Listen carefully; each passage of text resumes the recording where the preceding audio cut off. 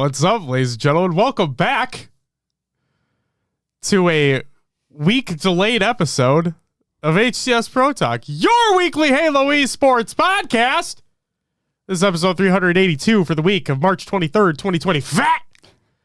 That's how this week's episode is. The Big Four. My name is Josh, a.k.a. JK Fire. This week, I'm joined by the man in the Shopify Rebellion 2020 Fat Jersey, Will, a.k.a. I'm Mr. Mayhem. Will, how are you doing on this Monday evening? I'm doing all right. A little tired. Long day at work, but we're here. And yeah, I had to wear Shopify, represent after the dominance they've been showing, you know? Yeah, they've been playing pretty fucking well. Yes, they have. Yes.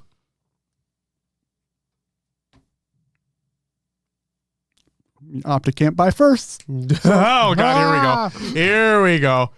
Here we go, ladies and gentlemen.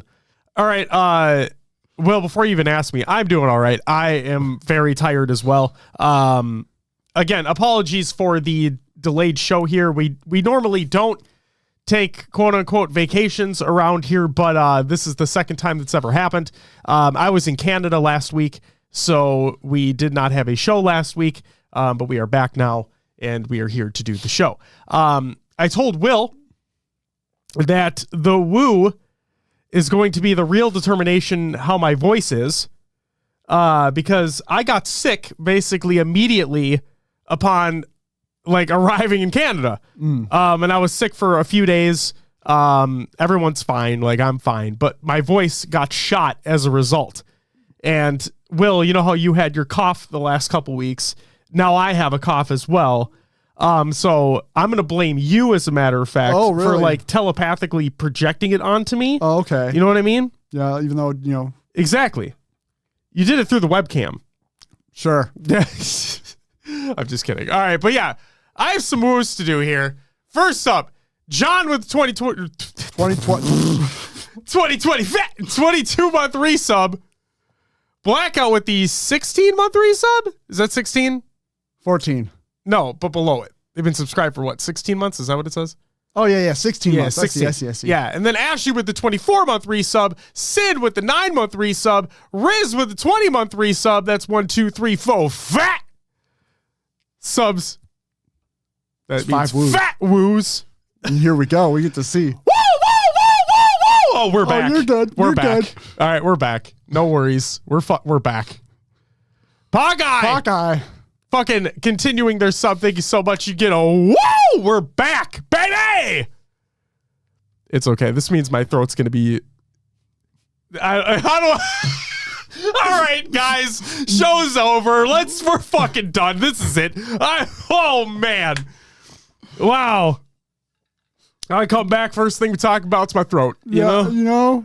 We somehow get on that topic more often than you think. It's true. It's true. Talk about top dick a lot, you know? It is what it is. Will, do you want to know what's on this week's episode of the show? What do we got? Catching up on everything that happened within the scene over the last 2 weeks. We recap the final week of the HCS Open Series Road to Arlington, along with the Arlington Major Qualifiers. And we have our FaZe Kaysan Showdown preview. As a matter of fact. Because, that's happening. Dude, when making the show notes today, and thinking about upcoming tournaments of the week presented by newcomer.com, I'm like, wait a second. Wait. The Arlington Qualifier just ended. When Arlington is in April, but I swear to God, oh fuck yeah, that FaZe event's coming up. Oh wait, it's next. That's literally next weekend. Holy shit! So we're here. Yep, we are here. All right. So well, without further ado, let's get into some competitive news. HCS Arlington Major Team Passes are on sale right now. This is by the HCS. Fuck me, I can't speak again. Go check it out if you haven't already.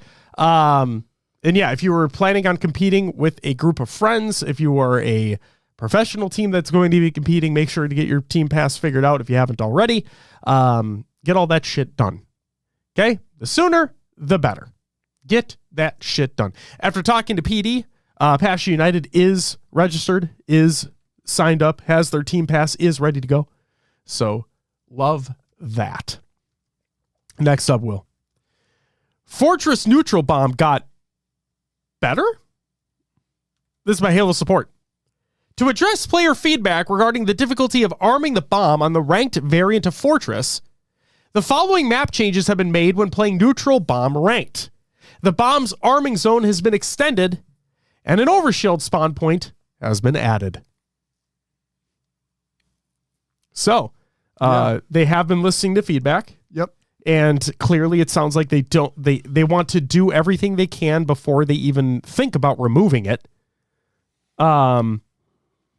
So yeah. Yeah, I've played on it, I think, once with the new settings, maybe twice. I do think it plays better with overshield being on the map and the extra space. The one game I do remember, previously, before these changes, it would be like maybe a team gets a point or two, and it's a lot of stalemates, a lot of the person planting, dying at the last second, the ball gets moved out. This game actually went to overtime. It was 2-2 going into overtime, and then someone got the plant in overtime. So it wasn't just stagnant the whole time? No, it tied, actually. We tied 2-2. Oh, but damn. Still, it was very back and forth, not as stagnant as it used to be. Cool. So it made it more interesting, more fun. I love to hear that. And just, I guess, we'll see what happens more with pro play as time goes on. Agreed. It's weird not seeing Josh without a hat on. Lumber, have you been here?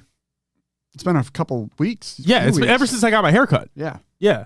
Because that's what happens, Quack. Like, I let my hair grow out. I go like 6 months at a time without a haircut. So I let my hair grow out. And then when you see me put a hat on, like, here's some fun fact for the listeners out there, or the watchers out there. Because if you're an audio listener, you're not seeing how I'm looking. To the watchers out there, when I determine that my hair is long enough that I don't want to deal with it anymore, you'll see a hat come on. The hat goes on. And then the hat will stay on week after week after week until I get a haircut, in which case, hat comes off. There you go. Pretty crazy. There you go. John says too much Halo 4. He doesn't wear a hat after his haircut. Fucking get him, John. Get him. God damn. I'm at over a year and can pull my hair into a ponytail now. Scout, that's fucking crazy. I could never do that.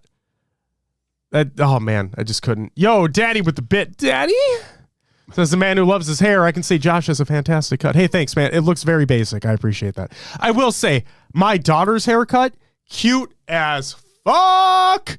She literally, this fucking 6-year-old kid goes to my wife and is like, hey, I want to look up hairstyles. Like, all right, fine. Look up hairstyles. And she's like, I want a bob. And so she got a fucking bob. It's the cutest shit ever. She, like, the thing that I've learned, and to all the parents out there, is something you'll probably learn about your kids as well, is like, obviously they're brutally honest, right? But at the same time, they have such an unbelievably good memory that I've just come to the conclusion that more often than not, I'm just going to listen to what my kid says. Like, if they say something, or like they say where something is or where something was put or blah, blah, blah, blah, like, I'll just listen. Like, I'll listen to my kid because more often than not, they're right. And the other thing is that she knows what she wants. And so when she saw it, she's like, I want a bob. She's been wanting her hair shorter for a long time. And we're like, oh, but it's so cute when it's long. And she's like, no, I want this. And we're like, all right, kid. All right, let's go see. Go to the salon, gets it cut. It like she fucking knew. She fucking knew. She's cute as hell, so shout out my daughter. All right, Will, I want to stick on this Fortress thing for a second. Okay. I want to stick on this assault thing for a second, okay? Because I saw a little discourse happening in the Discord. Okay. Oh, okay. A little discourse happening in the Discord. I saw a little discourse happening on Reddit as well. Some folks are like being very big advocates to getting a certain map back in the rotation, and how they think it'd be a fucking perfect fit for assault neutral bomb. Is this the bizarre talk? Oh, this is the bizarre talk, my friend. Okay. The map just doesn't work. That's exactly the point I'm getting at. It doesn't work, Pete. I don't want to poo-poo on everybody's idea. or I don't want to poo-poo on the advocate's idea for this, okay?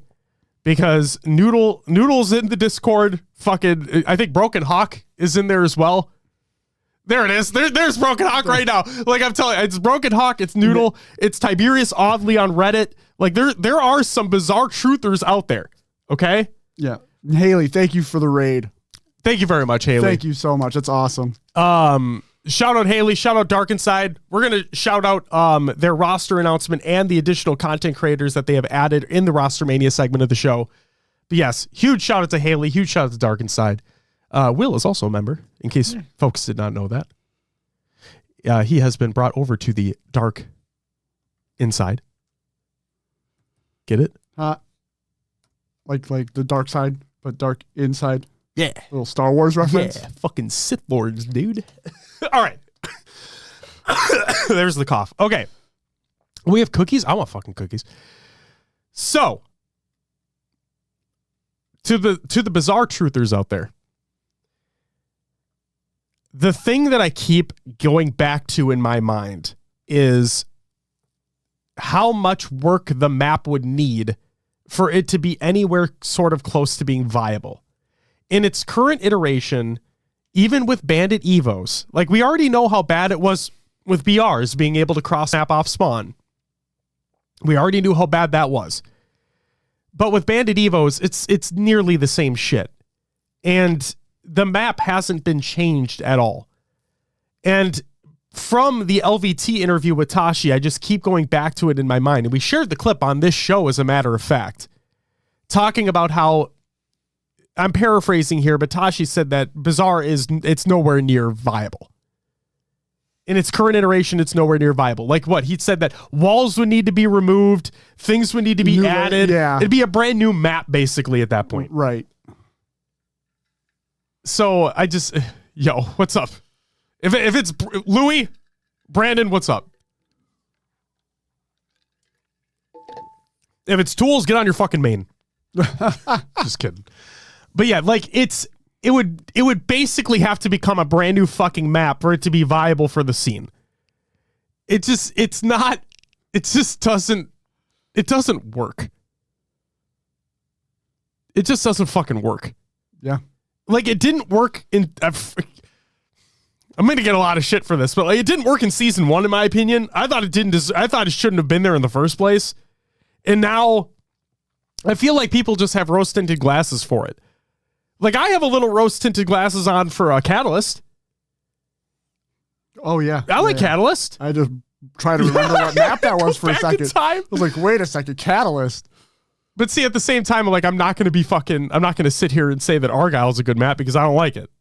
But if Watsy's here or Diode, I think Diode's a fucking Argyle truther. There he is. What timing?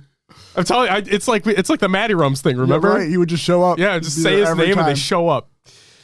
Speaking of which, Haley with the 12-month resub and Diode with the 16-month resub, you both get a woo! Thank you so much. Just your average Halo guy says, fuck it, put Behemoth back in. Fuck no. Stop it. That map could also disappear forever. Oh, please. Yeah. Please. Yeah, you know. They added a couple I don't even care for it in like firefight. I hate it. How dare you slander the great map of Argyle, the versatile trash pile? Yo, get a load of this guy. Get it? You're the one who hates puns. Get it? Because there's a guy called this guy in the chat right now. I mean, I didn't mind Argyle towards the end. It wasn't like my favorite, but I've said it time and time again. I don't think it needed to go. No, I don't. Okay. Everybody already knows my grievances with Argyle. It was, and that was the thing too, is that they tried to fix it because it was a CTF map and they tried to fix it by making it so the flag was more out. Yeah. Yeah. And so they tried to make it more viable. They tried to make it faster of a game type on that map. It's just, it was too fucking slow. You're literally sitting there. We talk about it ad nauseum at this point. There were two scenarios really with Argyle flag. Either it's a blowout and the game's over quick, or the more common thing that happened was it's a 0-0 or a 1-1 heading into overtime, potentially heading into a sudden death situation where the game restarts. Like, it's just not. Ah, my God, I couldn't stand it. I'm only saying this because Quack's something, but because of him, Halo 4 is banned term in my chat. Yo, no shot. That's crazy. Is Pot, thank you for the follow. Welcome to the live show. Thank you. That's fucking crazy. Argyle over Empyrean.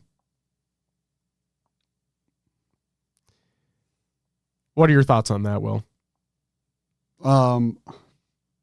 If one would stay. I mean, I am kind of tired of Empyrean. I would take Argyle over it. Yeah. Fuck. I'm going to be the asshole and say I want Empyrean back. All right. What are you going to do? Okay. But yeah, hopefully this Fortress neutral bomb change will be for the better. I know we've seen it in online competition, Will, week in, week out now, but kind of like a specific team and waiting to see how they perform on LAN. I'm very curious how Fortress Bomb is going to play on LAN. Sure. Especially now with these changes. The area being expanded a little bit to make it so it could be quote unquote easier to arm. Which can be a fucking pain on the ass on that map. Yeah. Especially if you don't get a consistent rotation of spawns or like kills on spawn. And then that overshield could be huge. Yeah, so. And that's proven to be the difference in in the game I played was being able to get the overshield while you're making a push and solidify one of those plants. Yeah, absolutely. What team? Space Station, obviously. Come on. I'm not afraid to say it. Oh, man. Also, Dark Lord, I think you said that you reached hero rank earlier in the chat, and if you did, congratulations. That's amazing. That is amazing. Beth, with the 59-month resub, you get a motherfucking woo! God damn, Beth. Holy shit. Shout out to you. And Sin with the bit. Hashtag bit by bit. Thank you very much. All right. Next news piece? The answer to the first question is yes. The answer to the second question is I need more context. Okay. Damn it. It's okay. I thought that was fucking hilarious, though. What's up, Snag? Fuck you, Snag. Okay, next news story. Because, Will, you were correct from earlier. We have a lot to talk about. Yeah. LVT introduces Espanol channel and raises questions. This is by many. Captain James Force states, absolutely huge work from LVT Halo on the weekend. Not to take anything away from them, but I'm disappointed to see that LVT Espanol is a thing, given we have zero coverage of the Mexico region. Would much prefer Mexico and AU get broadcasts than adding more languages to existing streams. Louis V. Titan said, we have wanted to do the Spanish broadcast for years. When our desired staff reached out wanting work, we gave them the opportunity to broadcast on day one, Saturday. After day one, I offered again to allow them to do the Mexico region without hassle on their channels. They requested to do NA with us. Captain James Force replied, well, there you go. Real shame that they didn't want to cover Mexico, honestly. But hey, can't force people to do what they don't want to do. Appreciate the insight and the offers you gave them. It's exciting to see the expansion, especially when you wanted to do it for years. Louis responded again, there was an expression of lack of support, just as you described. They couldn't continue to volunteer to produce the Mexico region. These productions have actual costs. You can't blame people for needing work, and you can't expect people to do it for free if it's not in their cards. I think now the channel has been I think now that the channel has been created and started, we can explore doing Mexico on Sunday under LVT. Otherwise, I don't think it's my responsibility to pay other regions to produce their product. That burden would fall on someone else. And then Nugget put out a response of his own, but there was a miscommunication or a misunderstanding of like the original tweet that had happened from LVT. Okay. Okay. Yeah. And so Nugget from the LATAM region provided their thoughts. And then Furzilla responded to Nugget. Ash translated that response from Furzilla. So from Ash, from a translated post by Furzilla in response to Nugget, this is additional context as to why there is not being a broadcast in Mexico, okay, for that region. Again, this is from Furzilla to Nugget, translated by Ash. Hi, Nugget. I understand your frustration and anger, and believe me, I share it. It wasn't an easy decision, but at Kaiju, a.k.a. Kaiju Prods, Kaiju Productions. Yep, Furzilla's production. Well, yeah, who used to do the Mexico broadcasts, right? Yes. We don't have enough revenue to operate. Last year, I was basically fighting to get the permit, and I was week after week, covering all possible Mexican Opens. Another producer already had a deal for the FaZe Open, and we already know how it went. We returned to SLC and it went well for us, but between the fact that it was impossible to compete in the offseason with LVT and that I was looking for the permit, I couldn't finalize anything. Now, doing these broadcasts cost me money, and if I'm being honest, I'm currently in the red from the first 2 Opens. Talent is paid, and unfortunately, those 2 weeks didn't even bring in enough revenue to reach the $50 payout. With LVT, we have the opportunity to continue doing this. While it's not the region we're from, it doesn't mean we don't intend to bring coverage back to the Mexico region in the future. I'd be happy to show you the numbers from past broadcasts and you'll see what I mean. Unfortunately, the numbers are not enough to maintain production. If you have any further questions, you have my number and my DMs are open. Once again, I apologize for having to stop the Mexico Open streams. Okay? So that is why context matters. Mm-hmm. So there's a little bit more information for you. And yeah, hopefully we get to see more broadcast coverage via LVT for the Mexico region in the future if it is feasible and viable for them to do. Because at the end of the day, obviously all of us just want the scene to succeed and we want the scene to thrive. But at the same time, as Louis had mentioned, as we all kind of understand, things cost money to do. It's not just as easy as being like, oh, yep, here, we'll just do this and go. There's a lot of moving parts, a lot of money, and yeah. Any comment, Will? No, like you said, everything costs money. It takes a lot to run a broadcast. So hopefully in the future we will see some more support and expansion, but we have what we have right now and have to be grateful for it. Absolutely. So for those looking for like Australia, New Zealand broadcasts, right?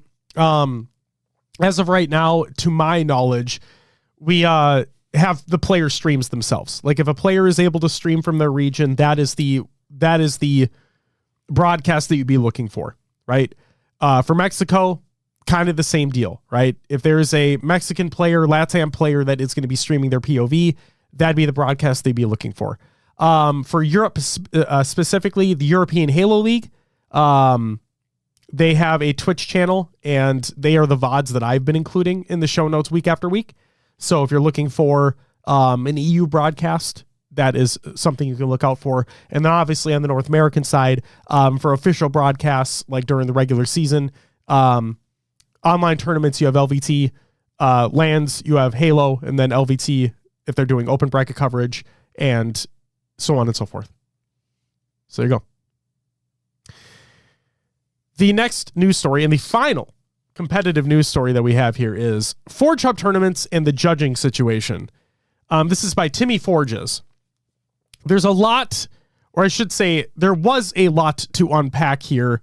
Going to try to give the gist of it because a lot of the tweets have since been deleted.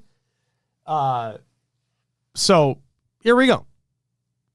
Here's context for this situation. After watching Envor's VOD from the Dual-Tacular contest, Timmy Forges went to Twitter to provide his thoughts and feedback related to the competition, Forge Hub, the judging process, and more. Okay? After deleting a much longer thread of tweets voicing his frustrations and feedback, he posted the following. I deleted my tweet thread from yesterday. After receiving 30K views on the tweets, I know I can't unring the bell. I also want to make clear that I still stand by what I said, but would change how I delivered the message. I should not have singled out specific individuals. While I found their speech incredibly frustrating, the discussion needs to be about a rubric for judging and providing feedback. I also could have DM'd these two individually before picking a fight publicly. I should not have mixed my opinions regarding the tone of Forge Hub Fridays in a discussion about judging. That is irrelevant. My apologies to Nated. My position from yesterday stands on these topics. 1. Judges should not be ending matches midway and not giving them a fair try. This happened on 3 maps in the VOD. 2. Judges should not be saying, quote, I could do this in 5 minutes, end quote, or, quote, put this in the dogshit map pile, end quote, or calling a forger a, quote, fucking dogshit retard, end quote. 3. Feedback should be constructive and considered, not flippant, and or should be supplemented with written notes afterwards. There should be a clear rubric for judges to follow on how to score maps. And 4, specific forgers should not be given the chance to jump into official playtesting sessions and sway opinion on the map they worked on, or actively exploiting other maps missing blockers, etc. All of this can and should improve. My intent here is not to tear down Forge Hub or say it shouldn't exist. I want more contests. It brings new forgers into the scene and tends to shake things up. I haven't submitted to the last 2, but I want to come back without feeling like my months of hard work won't be tossed aside in mere minutes. And lastly, my account on ForgeHub.com was deleted or banned. ForgeHub is wholly owned by one individual. I respect that he has the position and ability to deny someone entry to his website, but given the S&D contest is 50% backed by the studio, it feels both improper and retaliatory that I should be excluded from entry in that specific regard. If you want to ban me from other contests wholly backed by his funding, I have no problem with that. Okay? So I've read the original statements before they were deleted. Mm-hmm. I don't think anything was out of line. Personally, I don't think anything was out of line. Yes, he did, quote unquote, like call a couple people out based off their comments during the VOD. And for the record, Timmy, like, he did not submit a map for this contest. Like, he was literally just watching the VOD just to see, like, oh, what did the judges think of these maps that actually were submitted? Right. And frankly, I agree with Timmy in this regard.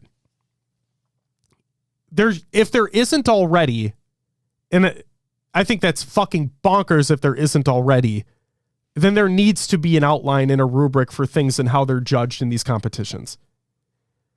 Because, Will, yes, like he said, the extraction tournament that's going to be happening, right? The S&D extraction tournament, that map tournament that's going to be happening is 10 grand provided by Forge Hub, 10 grand provided by Halo Studios. And if there are not official rules and guidelines for how judging should be completed, then that's fucking crazy. And frankly, to me, it's not even about the amount of money that's on the line. This gets back to everything I've said about being a legitimate organization in anything, a legitimate business in anything. If you're not doing things the right way when any amount of money is involved, then you're doing it the wrong way.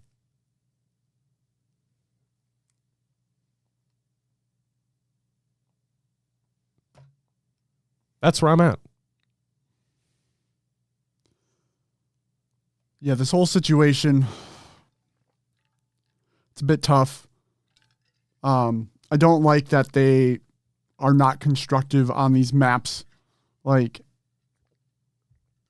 the fact that they were saying those things about maps they didn't like, right? It doesn't have to come to that. Maybe you have a new forger who's just getting into it, who submitted their first thing, and that's the first experience they have. That's gonna drive them away.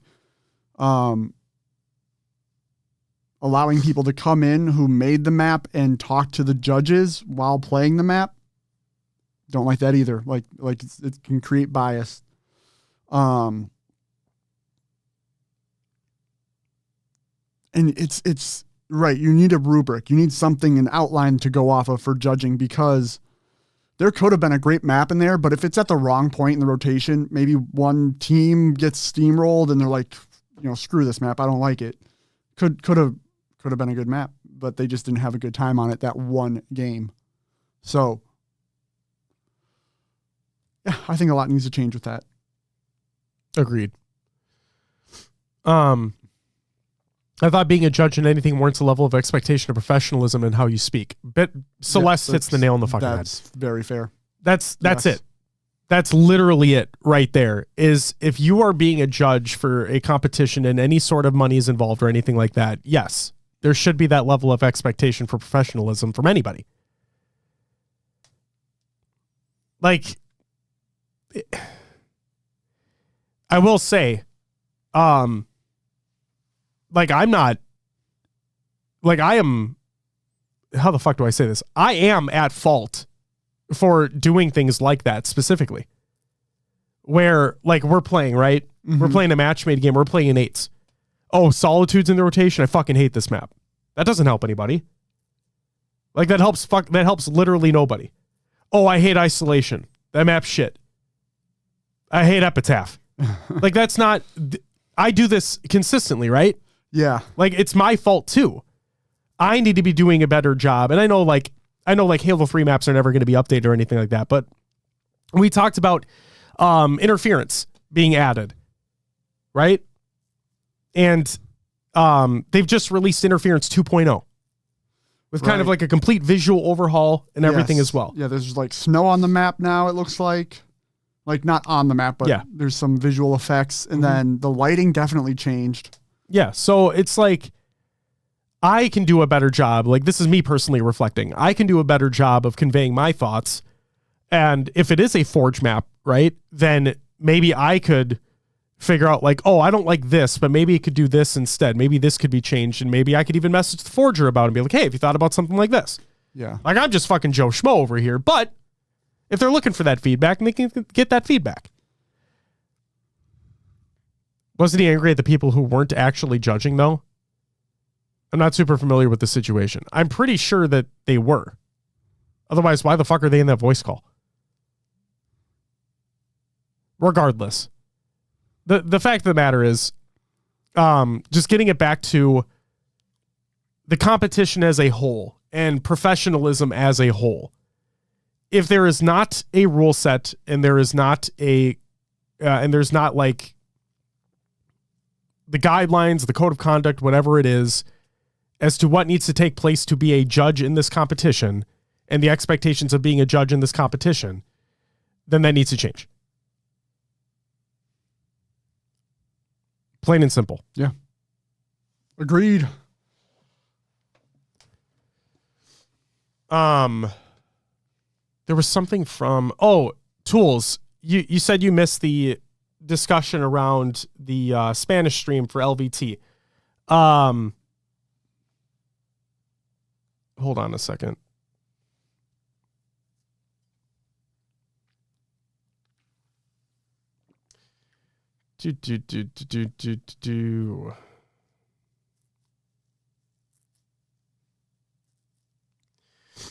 Sin said, people angry, but we're stoked about it. I don't think people are angry. I think there was just a misunderstanding. Because clearly, like, those that were, like, the ones that sounded angry after speaking to Louis about it were like, oh, okay, we understand where you're coming from. So, I don't think I just think that there were things that were being misunderstood. Mm-hmm. Because, that's it. Legitimately, it was just a misunderstanding, because if you think about it, when the tweet came out that they had a Spanish stream, right? Right. There was, like, I guess it wasn't explicitly stated that it was going to be Spanish commentary for North American broadcast. Right. So maybe there was that misunderstanding of like, oh, Spanish speaking broadcast, Mexico. That's it. When that wasn't the case. So, and once things were cleared up on the timeline, everything was fine. It is what it is. All right. That's it for the competitive news. Which means it's time for Rostermania! Oh, here we go. We have a few pieces that happened over the last couple weeks. Basically had a trade between Ether and SWAT Latam. So Ether Gaming picks up Lure in place of Noble, and SWAT Latam picks up Noble in place of Lure. So there you go. Little switcheroo. Yeah. Between the top two teams, basically. Little tradesies. Forsaken has their roster. It's going to be Fluriously, Professor, Chills, and Too Shiesty. Hey, Dark Inside. They signed a roster. Sylvanic, Lido, Morgan, and Facty coming together. And then there's also a couple content creators announced. One being the one and only Diode. Let's freaking go. Congratulations, Diode. And then Kayla Moopy as well as a content creator coming on board. Congratulations. Let's freaking go. Welcome to the Dark Inside. Damn it, man. Announced Pistola coming back? He's not. I'm sorry, Steezy, he's not.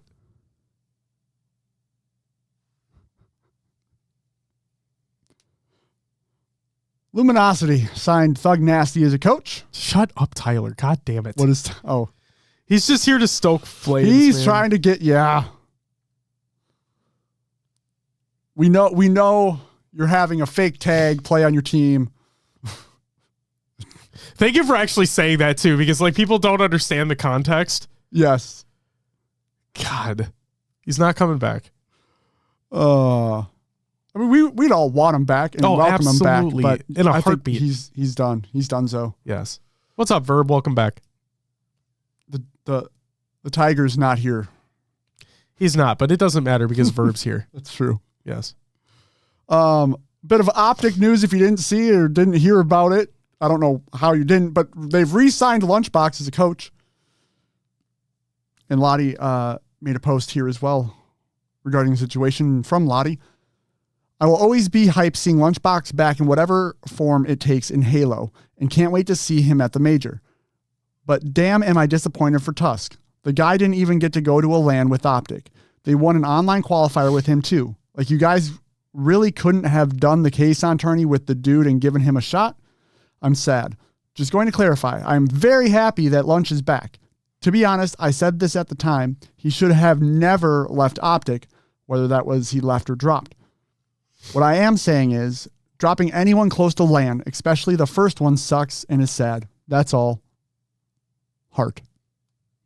The reason I include Lottie's response here is because, like, I think she just tells it pretty succinctly. Yeah, that's kind of exactly how I feel about the situation as well. Exactly.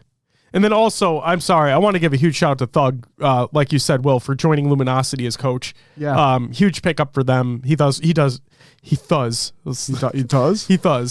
great work. He does really great work, and he's such a sweet person. So really fucking happy for him, and can't wait to see where that team goes. And last piece of news, the best kept secret in Halo, that was really not, FaZe. Falcated, Suppressed, Trippy, and Penguin. Oh my God, guys, it happened. It finally got announced. It's crazy. I cried wolf. Yeah, Optic got into the habit of dropping before LAN recently. Oh my God. Yeah, rip Trippy's team. I will say real quick in terms of the Optic dropping Kenny before the major, it sounds like Kenny wanted to step down. Like, it sounds like from what I've seen from conversations, it sounds like Kenny wanted to step down. Interesting. Based off of things that were going on. So yeah. Hopefully Kenny takes the time that he needs, and he's a champion. So we're talking about, I know we're not a COD show or anything like that, Will, but like we talked about it, right? You don't see a team literally win a world championship and have that much of a fall off. Yeah. And who knows what's going on with Kenny. We all kind of heard about the Pred situation. So it's like they reached that high off that win. And things just went wrong. So hopefully they can all get what they need to get in order and come back stronger later in the season. Absolutely. Absolutely. Yeah, FaZe. They did the thing. They put the announcement out there. Finally. Yeah. Yeah, that's it for Rostermania, Josh. Thank you very much, Will. Yeah, of course. It's time for your upcoming tournaments of the week presented by noobcom.com. Check out noobcom.com for all your Halo esports needs. On Tuesday, March 25th, we have the HRL Recreational FFA. On Wednesday, March 26th, we have the Halo Rec League Mixed. And Thursday, March 27th, we have the Halo Rec League Pre-Made. On Saturday, March 29th, we have the SWAT-Stalgia Episode 11 2v2 and the FaZe Kaysan Showdown Land Invitational taking place as well. And then on Sunday, March 30th, we have the Forge Hub 2v2 5K in coordination with LVT, as a matter of fact. So go check that out. Go watch some Forge maps. I know it's a 2v2, but I'm going to make the joke anyway. Go watch some Forge maps, and then let's all fucking go to Reddit and be like, this map should be in the HCS, man. That's it. You know, that's what it is. That's what happens. That's exactly what fucking happens.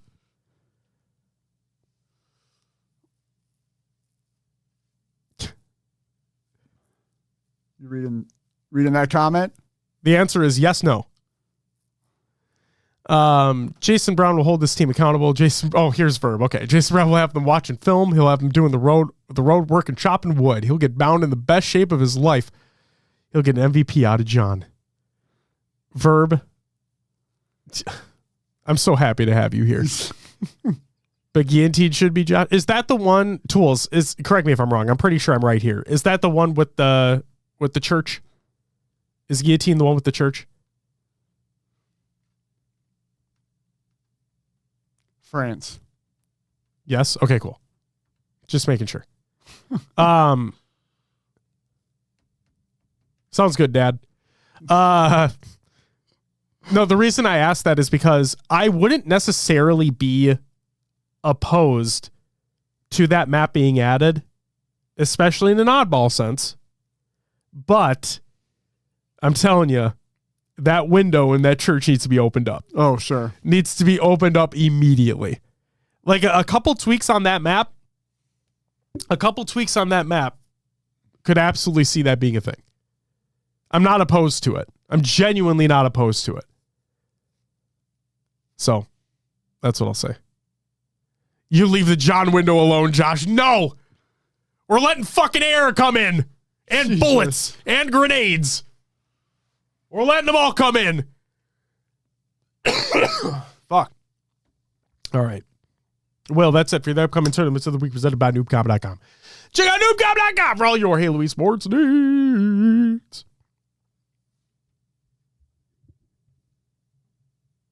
Scrim tournament and league recaps. Will I gotta slow myself down and emphasize that at the end, or else I'm gonna say recraps every fucking time. Damn it! What do we got? Well, you brought it up now. I did because it's mentally ingrained in my mind. Wait, Josh, you sick again? Haley, real quick. I was on vacation last week. Myself, my wife, and my child. We went up to Canada for the week. Okay. To visit Goalie Sniper, his wife, and his baby, and PD, as a matter of fact. I was literally sick the day after we got there, was sick for 3 days, and now I'm on the mend. And now it's just a cough. That's all it is. It's just a cough. I'm not fucking sick, Will. Don't worry. Scrim, tournament, and league recaps. Will, what do we got? All right. We'll start off with the Mythic Gaming Creator Castle War Draft Tournament. I played in this one. It was a lot of fun. I can see that. You're in the list. It was just 2 teams. So in second place was Team Sinner, which included Captain Lucinity, Diode, I think it's Monkey Girl, Cloak, Hawkeye, Queso, Blaines, and Disrobed Angel. In other words, they're the fucking losers, dude. Oh, damn. The fucking losers, dude. I'm just kidding. In first place was Team Blair Witches with Captain Ashley Blair. Team included Dayquil, myself, Sparty, Darkside, it's Flipside, Mailmain, and Bob Trigger. It was a lot of fun. A lot of craziness ensued. Sparty was a Castle Ward god, basically. Had no idea. But yeah, thanks Mythic Gaming for putting that on. I enjoyed myself and hope you do more. Shout out. Also, Dark Lord of Science, what do you mean green screen? I'm curious because we don't have one. It's all real. Smiley with the 21-month resub. You get a woo! Thank you so much. Thank you. Also, Pockeye. Where are you in Quick Fuse then? Because I went up to Winnipeg. We drove straight up from Minnesota through North Dakota into Winnipeg. Yeah, fuck you. I'm not. No, shut up. Jesus Christ. Fulcrum of the 20-month resub. You get a woo! Thanks so much. What's up, Mike? Welcome back. Smiley, it's been great. How are you? Yeah, I'm aware, Quick Fuse. That's why I said fuck no. Couldn't make it out to Calgary? Crazy. Jesus Christ, dude. Listen, next time you guys come to us. How about that? All right, go ahead, Will. I'm sorry. Next up, the HCS Open Series Road to Arlington. This is the number 3 results. Number 3. Australia, New Zealand, taking it home again was Mind Freak. Wait, who? Oh, you want me to press buttons? Fuck yeah. They earned it. Get ready. I'm ready. I'm going to go all the way back. Sorry. It's all good. I should really make it easier. Let's just have it on right there. We have an open spot right We here. do have an open spot. Fuck me. Okay, you know what? You're not wrong. Is Barcode on that team? It is. Plasma, Schoolmeister, Sways, and Rice. So no. No. Mr. Chief, no. Just to shout them out here, because Mind Freak's been dominating, but second place went to solo level. This was Divinity, Ninjestics, Pips, and Ryu. Ryu! For the Mexico region, it went to Ether Gaming. This was with Acid, Drift, Noble, and Tapping Buttons. It is. Sorry, this is what happens when we're gone for a week. Yeah, things get a little weird. And then second place went to SWAT Latam with Lure, Pool, Roach, and Strikey. Hell yeah. For the EU. Yeah. We'll go with the top 4 here. Ooh. Team Romance, which was Baxter, Deco, Desire, and Ninja. Third place went to VVS, which was Bastos, Mose, Pantho, and Sunrise. Second went to Pippa, Jimbo, Mighty, Sika, and Chick. And first went to Nemesis, Glory, SLG, Snipe Drone, and Woodum.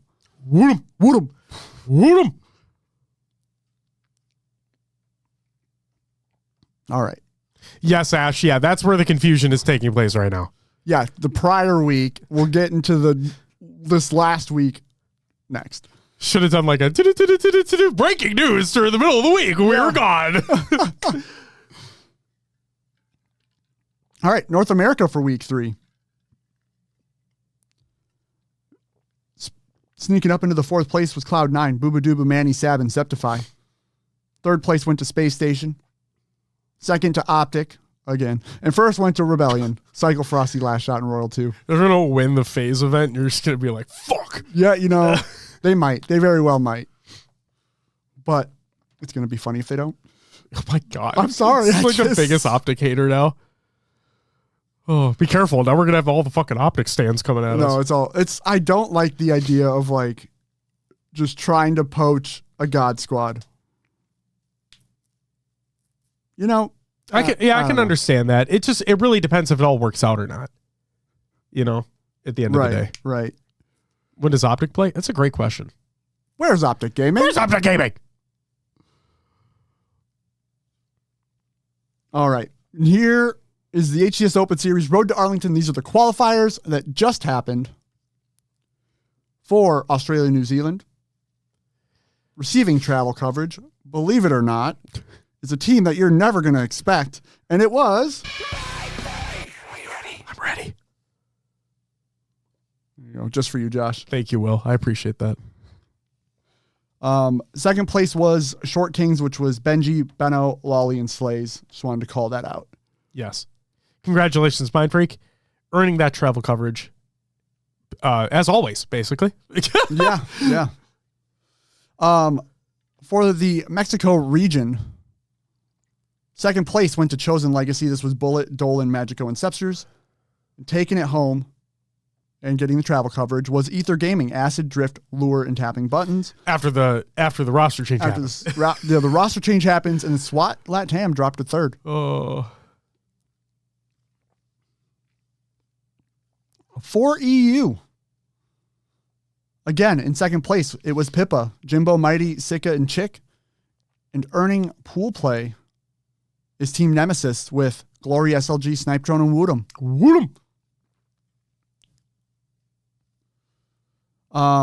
Josh, I see you put in some notable series here for North America. Do you want me to go through the results first and come back to it? It's up to you. I don't care. I'm going to do that. Go for it. I didn't use the restroom before the show. So I'm gonna do the results here and then have you go through your notable notes. I respect my notable notes. Your notable notes. Love that. It's great. Thank you very much. All right, top 4. I guess everybody earning tool play. Tool's still here. I was pool play in the top 8. So your top 8 are Triggers Down, which is Descendant, Ezo, Collect, and Lethal. Cloud9, Boo Boo Doo Manny, Sab, Septify. In 5th, 6th was Luminosity, Avicii, Mortally, Piggy, and Yaxon. And TSM, Cherish, Druck, Soul Snipe, and Tolic. 4th place went to Space Station, Eco, Lucid, Snakebite, and Stellar. 3rd went to FaZe Clan, Falcated, Penguin, Suppressed, and Trippy. 2nd, again, to Optic Gaming, Bound, Formal, Legend, and Renegade. And 1st was Shopify Rebellion, Cycle, Frosty, Last Shot, and Royal 2. The back-to-back-to-back champs. Back-to-back-to-back. They're dominant. It's insane. They are dominating in these online competitions. Be right back, chat. Sounds good. Enjoy your potty break, sir. You gotta go. That is true. When you gotta go, you gotta go. And he's now going. Okay. Chat! Let's talk.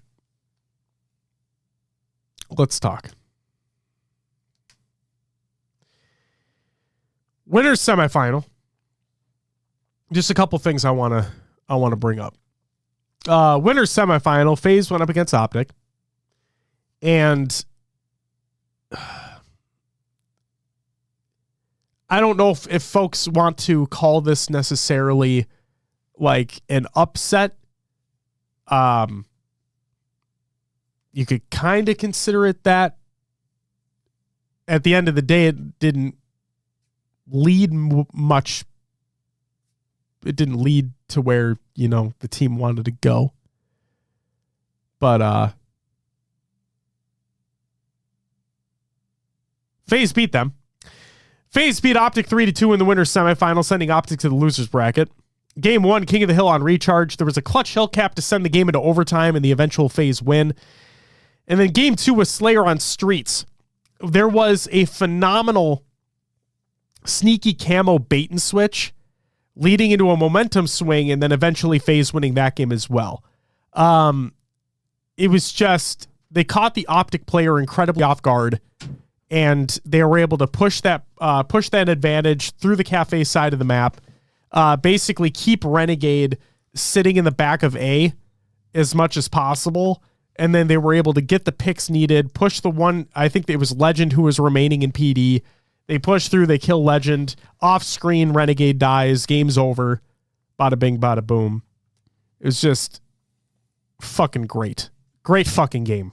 Great game, great series. In the losers semifinal, Optic went up against SSG.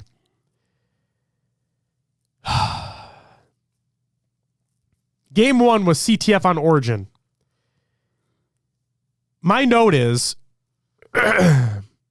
This is probably the best game we've seen out of this new SSG roster in an online tournament environment. Start to finish domination. They led the entire time. Optic, especially for the first 2 caps, Optic literally couldn't fucking do anything. And while Optic tried fighting back, SSG maintained pressure. They were able to get that win. And at that moment, Will, you may be watching that and you're like, wow, where's this team been Right. for the past 3 weeks.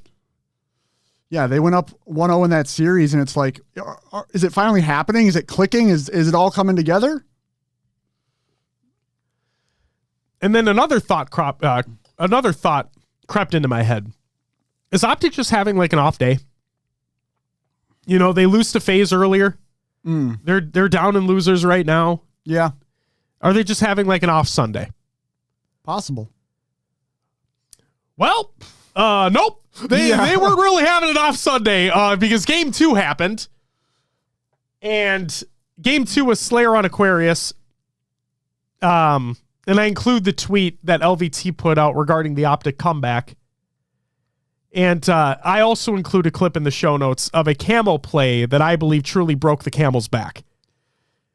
It was the game was it was basically Optic were down nearly 10 they were down 10 at one point. Yeah, but so they were down more than that, which is from the LVT clip. The clip that I included was a little further on in the game where Optic were still down about 10. Gotcha. Okay. And I think it was around like whatever. They were down 10 around that point. And I think Renegade gets camo. And they start making a collapse on the SSG players in the back of the base, and Lucid basically G slides downstairs and is caught out in the fucking open. And I'm like, uh-oh. When I saw that moment happen, when I see that Optic got camo and Lucid's basically just out in nowhere land and gets picked off like nothing, I'm like, oh boy. Yeah. I mean, that was hard to watch. Because it's like, how do you not at least trade out 3 kills? You know? Yeah. Yeah. Now, okay, so you can look at this a lot of different ways, right? You can look at this game a lot of different ways. So I'm a big Slayer fan.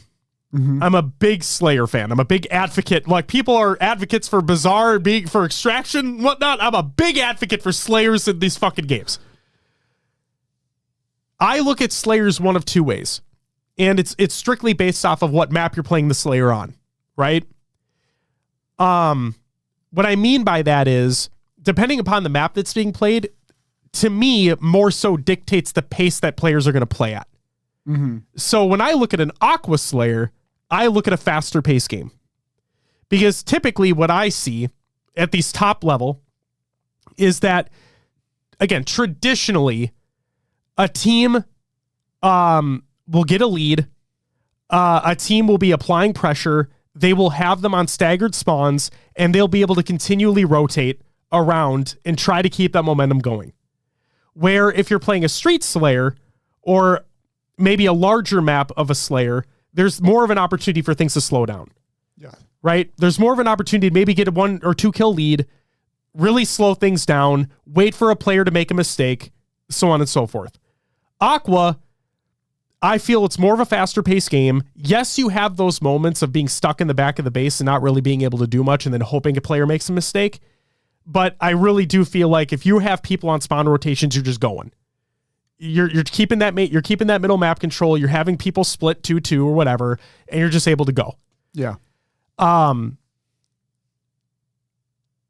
so it really felt like Optic had that at the beginning of the game. Or for the beginning through the midway point of the game, it's what they felt like they had. They had Optic on consistent spawns. They were just able to go. You're saying SSG had Optic on that rotation. Correct. Yep. Yes. And then at one point, or at multiple points, it wasn't just one point, because SSG could have had the opportunity to pick things back up again.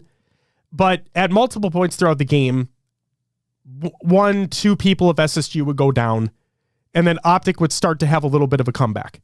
Yeah. Right? Whether it be on kills, whether it be on map presence, whatever it is. And from that point, SSG were never able to get that momentum back once again. And like Tools, like you had said during the broadcast, right? All Optic need to do, or it sounds so easy in these top level competitions, but as long as they're getting the 2-for-1s, basically, they can get back in this game. And I know we make the joke all the time, but I truly mean it when I say that anybody can win a Slayer. It doesn't matter how big of a deficit down you are. Yes, you have the big discrepancies in skill, right? Like if you had an Optic Gaming or an SSG going up against like a top 12 team, yes, there's going to be that massive discrepancy in skill, right? In which case you expect a blowout to happen. But when you have these major teams going up against each other, there's a reason why a lot of people say that Slayers don't start until the 30 kill mark. And then also anybody can win a Slayer, because it does not matter how big of a lead you have or how much of a deficit you have. If you can get that one pick, if you can get a second pick, if you can start getting them on that rotation of spawns, you can change the tide of the game. So you never count one of these top teams out of anything. You should just never count one of these top teams out of anything. And so when Optic made that comeback, and I'm sitting there watching this, I'm like, I think it was that Renegade Camo play and Lucid flying downstairs and just getting annihilated. I'm like, that's it. That moment right there, that's going to dictate the rest of this game. SSG are going to be put on spawn rotations, and this game's going to be done. And SSG just couldn't come back. They just could not come back. And Stellar tried. Like, Stellar tried his fucking ass off. Yeah, he did. Whether it be getting trades or just, like, obviously it's a team game, right? It takes the fucking team. But, oh, man, that was rough. So, yeah, we go from that game one CTF, and I'm like, oh, shit. That's what we've been waiting for. This is the SSG that we've been fucking, like, everybody's been talking about in the offseason. Is like, yeah, they're going to be a force to be reckoned with. Not saying they still can't be a force to be reckoned. I think people are blowing things out of proportion. But like that, when I watch that game, I'm like, oh, that's it. That's fucking it. And then game two happened. You're like, that's it. They're doing the thing. They got the gears in motion. They're running it. It's great. Yeah. Oh, man. And then, oh, no. Yeah. Oh, no. Very quickly turned into a, oh, no. Oh, no. Tools, that's what I'm fucking talking about. That's what I'm fucking talking about. That fucking Origin game, start to finish domination. It's what we expected of that roster when it was formed. And half of that Aqua game, you're thinking the same thing. Half of that Aqua game, they're riding that momentum from game one. They're taking it to Optic. Are Optic having an off Sunday? Who knows? But either way, us SSG are playing lights out right now. This is awesome. And then, oh, fuck. And then from that point forward, it was Optic all day. And Optic beat them 3-1. So there you go. Yeah, that Slayer game, it just turned the tide completely of the series. I think if SSG go up 2-0 there, they have a better chance. Absolutely. Obviously, but man. Yeah. Optic got that game too, and they just started running away with it. Momentum swings are a big thing. Mm-hmm. They're an absolute big thing, especially when you lose a Slayer like that 50-49 in the way that you do. That's a heartbreaker. Yeah.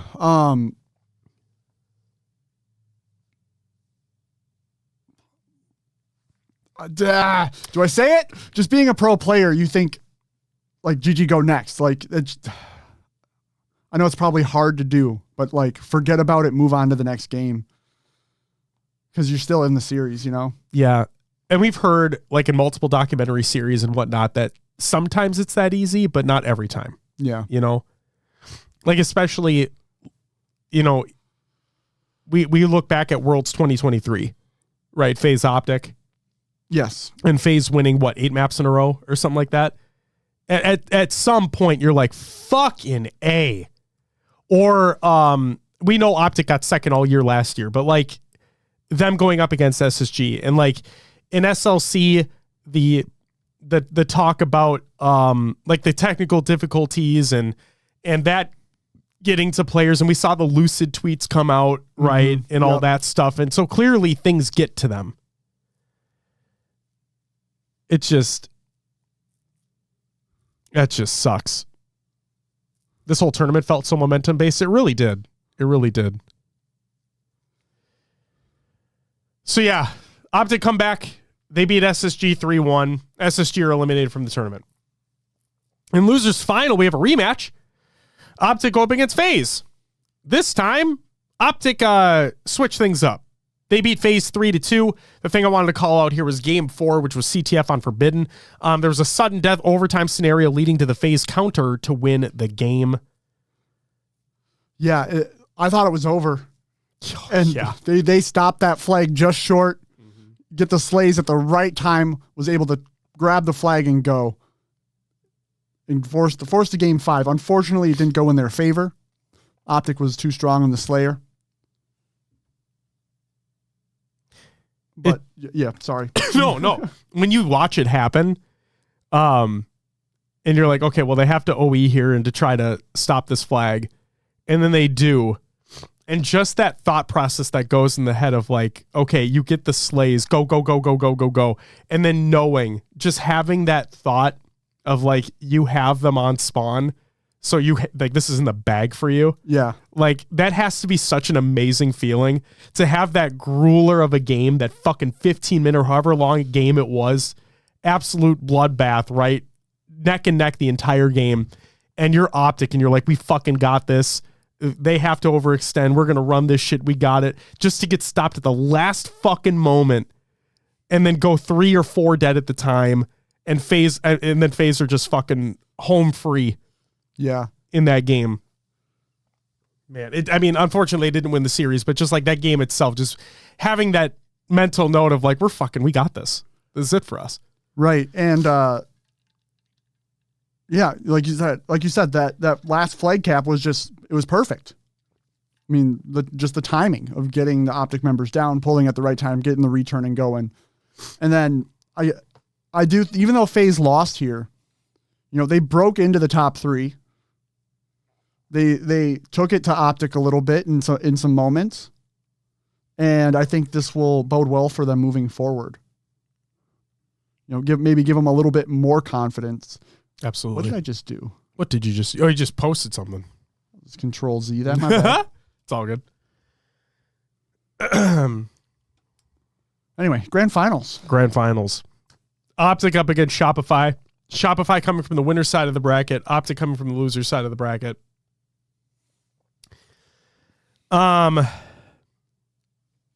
Yeah, that first best of 5. Optic they have officially hit their tournament stride. And they take the series in a 3-0 sweep. And we're like, okay. We've seen Shopify win before. Let's see if they can actually do this now. There's a little bit more stakes on the table here. This determines seed. Mm-hmm. Okay, this determines seed going into the event. Let's see what they got. I agree with that, Steezy. Let's go. Yeah, he played lights fucking out. And they did. The whole team played lights out. Because even though Optic started the second best of 5 in the same fashion in which they ended the last with another game win, the remaining games tell another story. Yes, they were close, but at the end of the day, Shopify win the series 3-1 and become the qualifier champions, earning your number 1 seed going into the Arlington Major.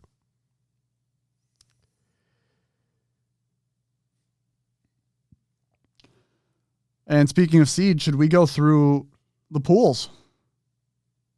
Go for it. All right. In Pool A for Arlington, it's going to be Shopify, Cloud9, Triggers Down, and then whatever open bracket team gets there. And that'll be the same for all of these pools. So I'm just going to leave them out from here on out. In Pool B, we currently have Optic, Nemesis, and Reversal Perfy.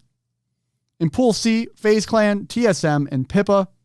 And in Pool D, Space Station, Luminosity, and Complexity. What do you think is the pool of death? What are people going to call the pool of death here, Josh? I'm going to do you one better. I think Pool D is the pool of death. That's kind of standard. You could say Pool A because it triggers down in Cloud 9, but still, I'm going to say that Pool D is probably the pool of death. Like if an open bracket team gets into Pool D, they have no chance of getting out. Nope. That's not what I'm saying at all. I'm going to say it's going to be the most hotly contested pool. In my opinion, Pool D is the most hotly contested pool. FaZe are going to easily win Pool C. I agree. Optic are going to easily win Pool B, and Shopify are going to easily win Pool A. You're saying like there could be switch-ups between Space Station, Luminosity, Complexity, and maybe even the open bracket team. I still think Space Station wins the pool because I do believe they're going to play better on LAN. Okay? Because they've gotten better week after week after week. Okay? They've gotten better week after week. And I will wait for LAN before other things happen. Okay? Everything okay? Yeah, we're good. Okay. But what I will say right now, the open bracket team that makes it has a real chance to be Complexity. I'm curious to see what they're going to do on LAN. I am too. I want to know because we saw, who was it last year? There was a team that just elevated every time they got to LAN. It was What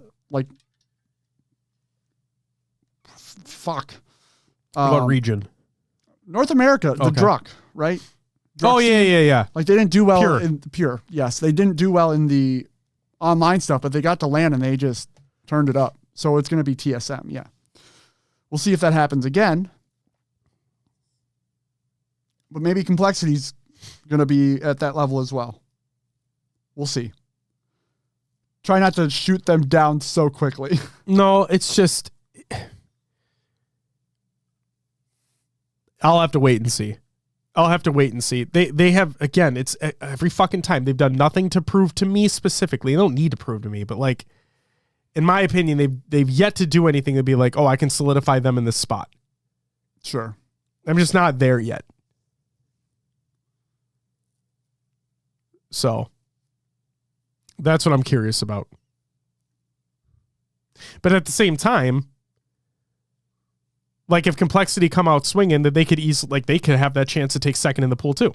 Yeah. You know what I mean? That's why I think Pool D is the pool of death, quote unquote. I understand. Yeah. Yeah. It's just, I've heard it talked about both ways where like the pool of death is the pool that the open bracket team has no chance to get out of, or the most tightly contested pool. I look at it as the most tightly contested pool. I look at it as the most potential for game fives.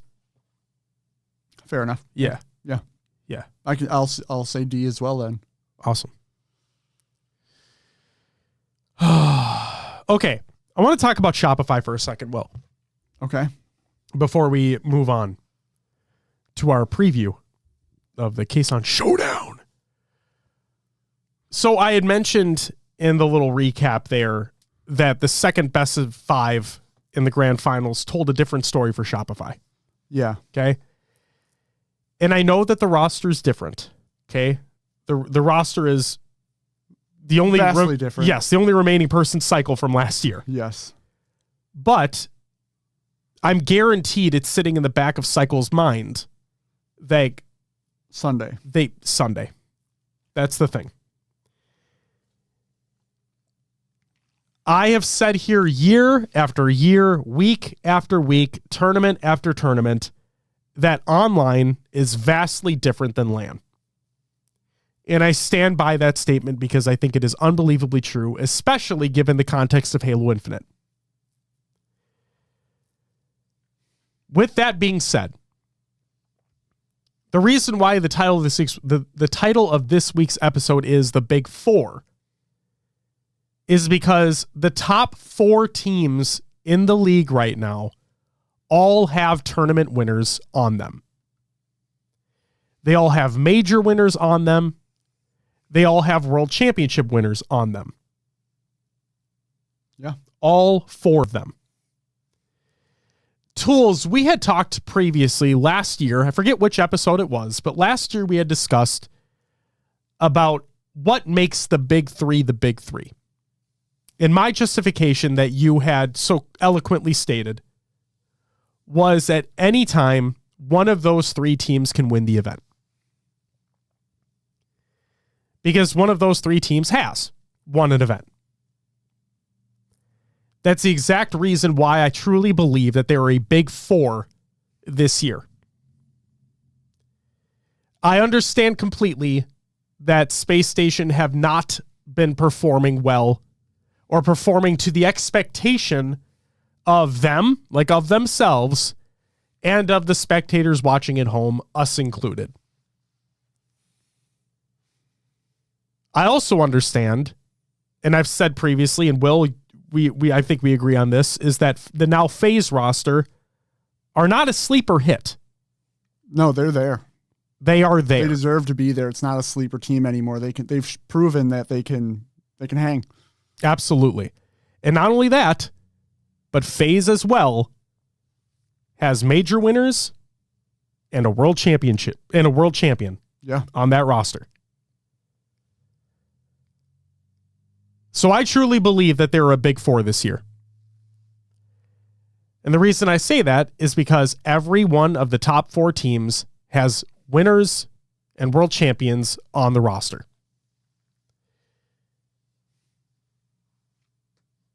SSG clearly still have work to do. And frankly, that can be said of every team, right? I've seen moments from every team where things have not gone as they should. 100%.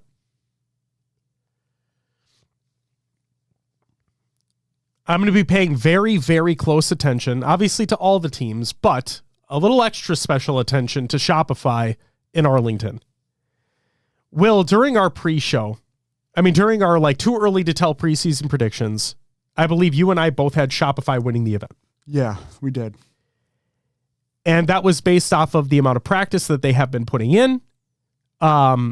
Clearly, it's showing they have the number one seed going into the event. But it's all going to come down to what they do on Sunday. And again, I know they have two world champions on that roster. Like, I get it. But as we talked to Best Man, the whole point was getting that veteran talent, getting the talent that has been there before, that knows what to do in those scenarios to help these younger players understand their potential and get to where they ultimately want to go. Mm-hmm. And now we finally get to see it happen. We get to see all that work. We get to see all the off-season moves. We get to see it all come to fruition in a LAN environment. Obviously, we're going to get a little taste, a little nibble at the Kaysan event. But the big stakes are in April. The big stakes are in Arlington. And that's where we really get to see the fruits of these labor. And I'm stoked. I'm really stoked for this team.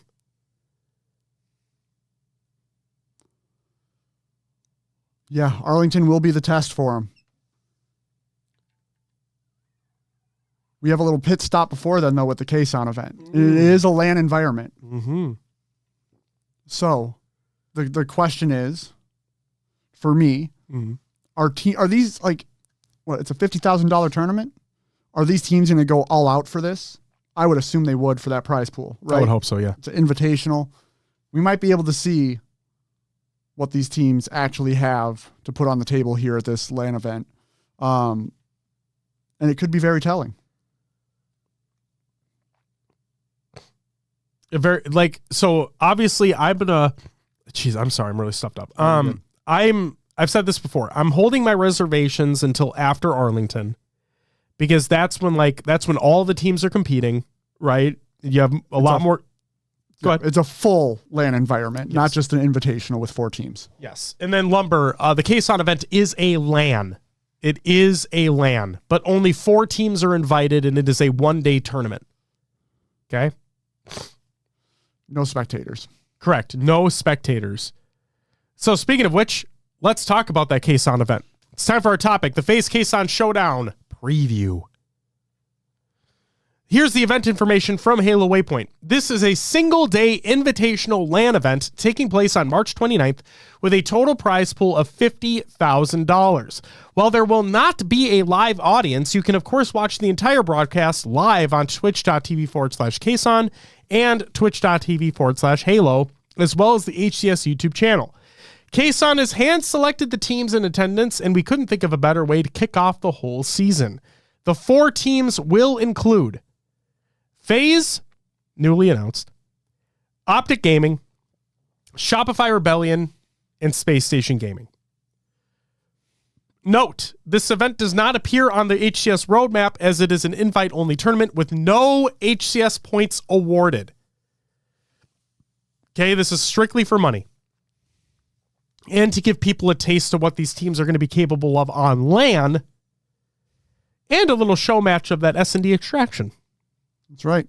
Yeah, we're going to be able to see the mode being played by these professional players in a little show match. It's going to be fun.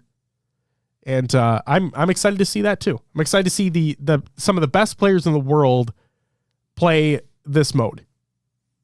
I hope they switch up the teams a little bit, Yeah. Have people who normally don't play together for this because it's a show match. Oh yeah. So, Will, I'm going to ask you. Mm-hmm. We normally do predictions during previews. We do. Okay? And there's only 4 teams competing in this. So I want your predictions.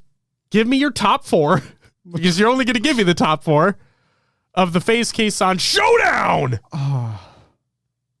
And we're going to see if we align here. For the record, Will and I have not talked ahead of time. Nope. This is all this is all on the spot. I didn't look at the show notes until maybe 30 minutes before the show today. So Skaz says, Frosty said last night he's going to only use cheese weapons and equipment in the S&D. I'm excited for it. This should be good. Regardless of what they do, I'm excited for it. It's going to be a fun time. Do the teams get most of the prize money or the org gets a decent chunk? Anyone know? It depends on what's in their contract, Mr. Chief. You know, here's what I want. Okay. So, chat, we're not just write down your My 4. top 4? Yeah. Okay. I need a pen. No, hold on, I can get one. Hold on.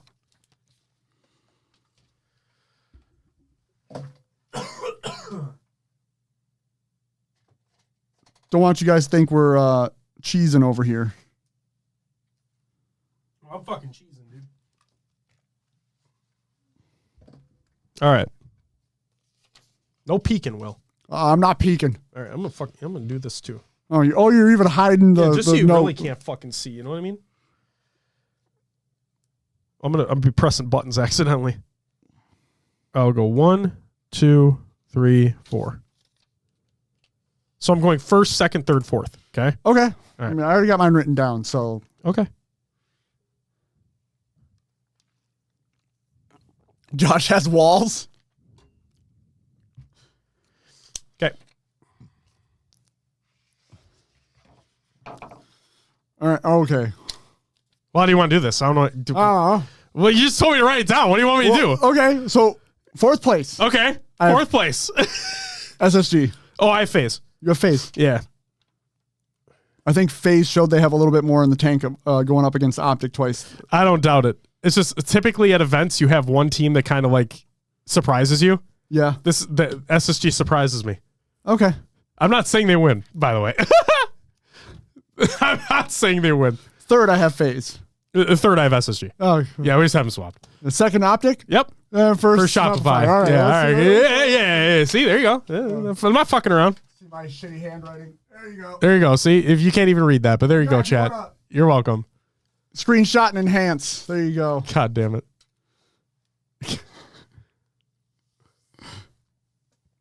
Shopify, Optic, FaZe, SSG. Yeah, that's again, not to be that fucking guy, but it's not that's the safe pick for me. Or just swap Optic with Shopify. You know what I mean? Yeah. Either way. Yeah, I mean it's Mr. Chief. That's what I'm here for. SSG takes 2nd. I'm here for that type of take. That's it right there. Honestly, I would love it if it happened. Oh yeah. Or if they win, if they just shut fucking everybody up and they win. Yeah. I know it's not a major. You know what I mean? But who knows? Maybe they've been hiding their strats this whole time. Yeah. You have the top, excuse me, we have the top 4 teams in the world competing in a LAN environment. There's 50K on the line. It's not chump change. And Grog has Shopify 4th. Hang on. That's nuts. That's a wild take right there to me. But hey, Grog, you know what? We're here for those types of takes. We're here for those types of takes. I'll take SSG second and FaZe get real close to third. So Skaz, who's winning and who's losing? Who do you have first and fourth? I feel like Skaz is going to put Optic first. I can see that. Yeah. So Shopify take fourth. You and Grog? Shopify wins. Okay, so Optic's fourth? Damn. Whoa! Wow! Wild. Now we're talking. See, these are the takes right here, guys. Fuck. Chili Pepper, thank you for the follow. Welcome to the live show, by the way. Optic are going to come different on land. That wouldn't surprise me at all either. You know what I mean? It's possible, yeah. It absolutely is. See, that's the best part, Will, about having a big four, is that any one of these four teams could win. They really could. They really could. See? Rad Nade says Optic second because. Rad, are you just going to leave it there because of last year? Because of last year, yeah. That would make sense to me. Oh, man. Rad says, yeah, okay, good. I'm glad we got there. Sweet. Oh, man. Formal gets checked in losers after getting knocked down by Shopify. That would be fucking hilarious. I don't see it happening, but that would be fucking hilarious. Oh, man. Okay. Either way, the fact that it's fucking the fact that it's fucking this weekend. Yeah, it came quick. Oh my god, dude. We're back. We're fucking back. No more of this online shit. Let's get the real shit in there. Yeah, it's then we got a month break before anything. True. Fuck. Yeah. It's okay. Yeah, Steezy, literally this weekend. This Saturday. Yep. This Saturday, the 29th. It is a one-day event. One-day event. It'll start and end on one day. Speaking of which, we haven't done something in a while. And thought we might bring it back for a minute. So, for those who liked it last year, we're doing it again this year. What I mean by that is the after party is making a return. And it's going to start with the FaZe Kaysan Showdown, a LAN Invitational, which means that we'll be live this channel, 8 p.m. Central Time. Oh, John, I don't have the command set up. My bad. But yeah, Saturday the 29th, 8 p.m. Central, we'll be live and we'll be breaking down the games, shooting the shit, having a good time, just vibing. So if you want to join up. And then the plan is for events that we don't personally attend, we'll do the same thing. And for those after parties for the majors and whatnot, that'll be every night. Every night of the major. So stay tuned. Where's the LAN taking place? Wherever Kaysan decides to hold it. You can't go, so what's the point? After party in the champagne room? Oh my god.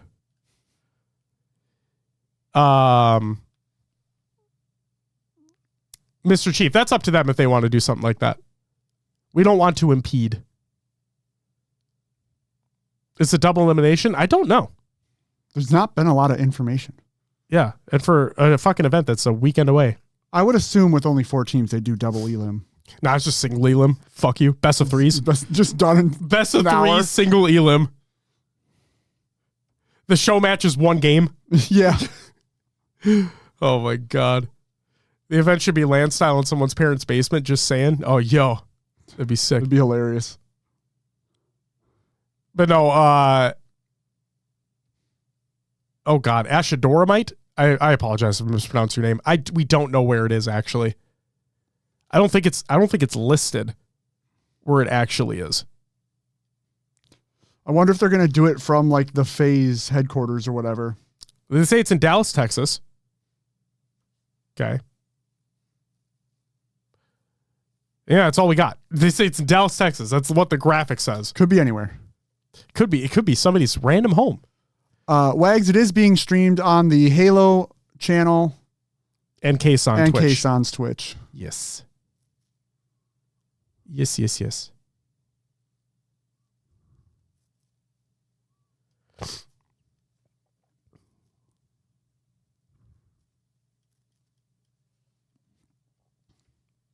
All right. Is that it for the topic? I think so. So we both have Shopify winning. Mm-hmm. We both have Optic taking second. And then you and I both have 3 and 4 flipped. Yeah. You have FaZe and SSG. FaZe in third, SSG in fourth. I have SSG in third, FaZe in fourth. See what happens. We'll have to wait and see. We will. But the best part is, like I said before, Will, the reason why we have a big 4 is because any of them can win. Any of them can win. Fuck yeah, daddy. Dark Lord says, I'm going to come in fourth. All right, fine. You do that. I don't know who's getting eliminated, like who's getting disqualified, but, if you want to get in there, do it up. All right, Will, I think it's time to get into some regular news. Halo, From the Soil to the Stars. It's by Halo Studios. I'm not going to read through it, but you can. Do it up. It's more lore. And we do enjoy lore. We're a fan of lore. I'm just going to look at Will. Hey. How you doing? Excuse me. SSG inch one step closer to the top. I'm telling you, they are getting better every week. They're getting better week in, week out, and excited to see what they do. Now that we actually get to be at LAN, that's what I'm more excited about. Blue Team Operation Launch is by Halo Studios. Firefight Classic. Current objective, survive. In King of the Hill, it's easy to know when you've won or lost because you're either in the hill at the end of the round or not. But Classic comes with waves, rounds, and sets. Let's break it down. One round is comprised of 5 waves of enemies. Wave 1 is an easy wave. Waves 2 through 4 are mid-tier difficulties. 3 rounds plus a bonus round comprise a set. Did we mention this mode is endless? The game keeps going so as long as you keep surviving, so stock up on the snacks and water if you're in this for the long haul. Bonus rounds are little mini breaks between sets.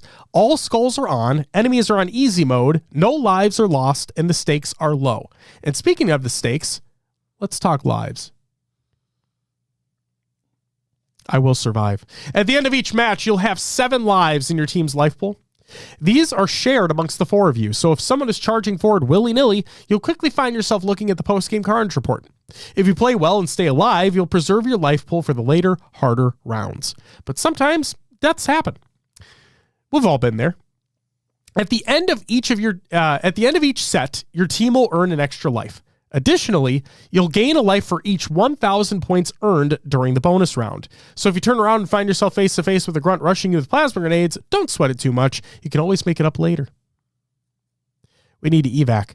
New to Halo Infinite, you'll now be able to choose to end your match at the end of a set. Before the next round begins, you'll see a zone pop up that says complete the mission. If at least two of the teammates hop into the zone, you'll be extracted from the mission and the match will end. If you don't get in the zone before the next round, you'll be committed until you either run out of lives or make it to the end of the next set. If you've survived, congratulations! The next round is about to begin. Each set has a new set of skulls that will activate. You'll see a new skull activate on rounds 2 and 3, adding an extra layer of difficulty to the firefight. If you're running low on ammo, don't fret. You get a resupply between each round. The maps include Alpha Site, Courtyard, Forest Firefight, House of Reckoning Level 2, and Security Zone. And let me just say this right here, right now, Will. Classic Firefight is the most fun I've had in the game since launch. Yeah. Yep. See, I played it once, and I didn't know about the to complete the mission thing was to end it.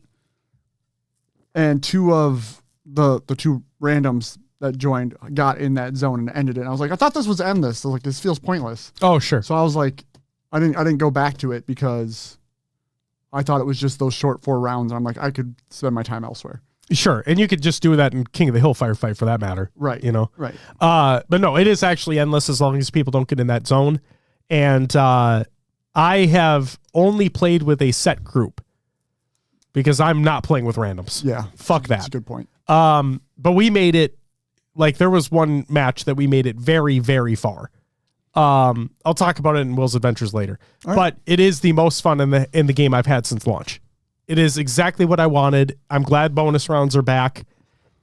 It legitimately feels like that classic firefight experience, no pun intended, just an infinite. And I'm super fucking happy about it. Then there's Hot Swap. Swap it like it's hot. Overall, this is a very straightforward and simple mode. It's your team versus the enemy team, and everyone has the same weapons and equipment. Yes, everyone. In other versions of this mode, you often find your weapons and loadouts advancing to the next tier after each kill, but in Hot Swap, you'll keep those loadouts for 30 seconds at a time. After that, the proverbial dice are rolled, and everyone is gifted a new combo. Hone your skill and stay flexible. Things can change on a dime. While you may see a repeat loadout, it won't happen until you've cycled through the entire list. Also, if you're a mid-grapple when things swap, you might find yourself saying, wow, I flew pretty quick for a brick, as your grapple disappears midway through. Good luck. Have you played that mode at all? Yeah, a couple times. What'd you think? It's fine. It's like, just like Fiesta with swapping through weapons. It does get to a point. Both my games have gotten to a point where you go through the same cycle. Okay. So you end up on what you had the first, second, and third swap before it ends. Okay. But yeah, it is frustrating. I've literally been in a fight with like a BR, and then the gun just like switches mid-fight. You have to like adapt, adjust. Love that. But it's an okay mode. Ghostly, I think it was a team. I'm going to get this wrong. I'm going to get this wrong. But from the person that I saw make the tweet, I think it was, I'm going to get it wrong. Tempest? Was that the organization? I forget. I'm unaware. It had something to do with like water or something like that. Again, I'm probably wrong here, but like I swear to God, I saw a tweet earlier today. I should have included in the show. That's my fault. My apologies. But yeah, like they said that they were the number one seed in the open bracket, which would make me believe that they are the ones that are in travel coverage. Team Bulbasaur? God damn it, John. All right, good to know. Thank you, Will. Yeah. And then finally, Halo Studios likes prolonged fun, not fast fun. This is by Halo Support. They tweeted out, Kraken? That might have been it, Ghostly. That might have been it. The Halo Infinite team deployed a backend update to align the match XP rewards in the Firefight Classic featured playlists with their intended values. Will, let me paint you a picture. Yeah. When Firefight Classic released, alongside the release of the Blue Team Operation, there was a quote-unquote bug. Also, Ghostly, thanks for the follow, by the way. Welcome to the show. Although, I feel like this is a previous welcome to the show. I think you've been here before. I could be wrong, though. But if you haven't, welcome. So, Will, let me paint you a picture. Firefight Classic releases along the Blue Team Operation. Blue Team Operation has a 20-tier free pass. Yes. Right? There's a bug introduced in the game. I'm going to put bug in air quotes because it was fun. It was fast fun. Okay. Halo Studios don't like that shit. They like you grinding for shit. You know what I mean? They want to keep you in their game. Oh, yeah. Yeah. Oh, yeah. So what if I told you that we completed our Blue Team Operations Pass in 3 Firefight Classic games? Nice. Now, granted, we got far in each of them. Like they were long games, but we got like, because of how the match XP was being rewarded, you were getting like 6,000 or 7,000 XP in the match. Yeah. Because of like how far you made it, when that was apparently not intended. Whatever. So yeah, in literally 3 games, we went from 0 to 20. Like that. So fuck yeah. Awesome. And then fuck you, Halo Studios, for fucking getting rid of that. It was fun. Yeah, how dare you? God damn it. But yeah, I will say it does not affect that change that they made does not affect career rank. Mm-hmm. So basically, I'm getting I'm getting when we play, I'm getting at least 10,000 score applied to my career rank. How long's that game though?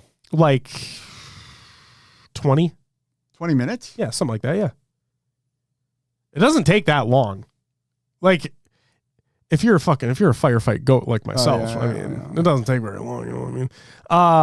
I had a game that we played that lasted, I think we had an hour-long game because we just literally wanted to see how far we could go. And I think we had an hour-long game, and I think I had like 30 to 35K or something like that. Like, it was just, oh my God. It's so much fun, man.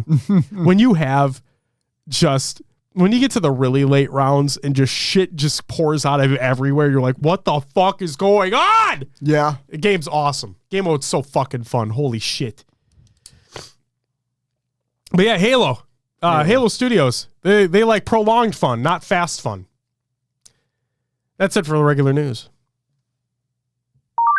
Got our games to watch! There's Justin. Hi, Justin. Hey. It's so much fun, man. It's so much fun. Envy and Native Gaming. This is by many. Envy put out a statement. We're excited to announce the merger of Envy and Native Gaming. This partnership marks the beginning of a new era in Envy's history. Dean and Mike will unite to push the boundaries of what's possible.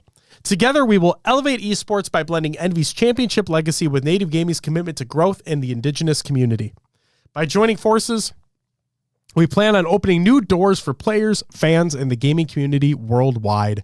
Hashtag EOD. Envy or die.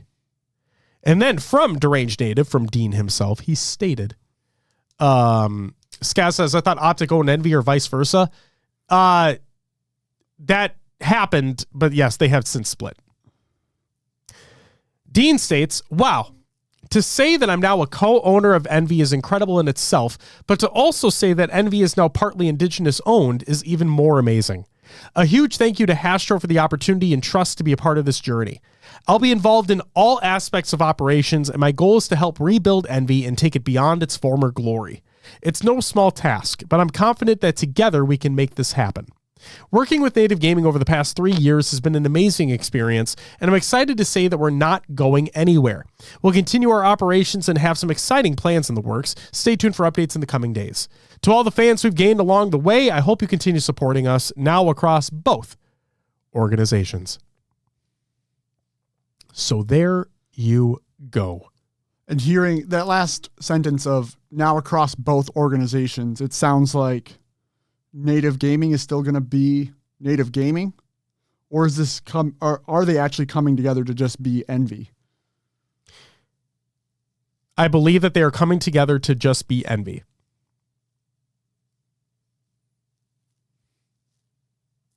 And I will not elaborate further on that. Okay. So yeah, congrats, Dean. Yes. It's huge for you. And look forward to seeing what comes of it. Really. Yeah. Did you see like the fucking logo transformation? Yeah, oh my God. It looks cool. So good. So fucking good. Love that. All right. And then Will, Major 2 results by the Call of Duty League. Guess what? Rockers still fucking ass. Third place, Toronto Ultra. Second place, Vancouver Surge. And first place, they are inevitable, the Atlanta FaZe. Mm-hmm. I think they swept them in the grand final. So Rocker's about as ass as you can get right now. Shio, we are fucking ass, but at least we're not as ass as the Vegas Falcons. What happened to like Rocker year 1 and 2 when we were like at least competitive in the mid pack? Yeah, no. You know? We see, here's the thing, is like they give like that false sense of hope as getting like a winner's bracket spot, and then they just can't do anything when it gets to land.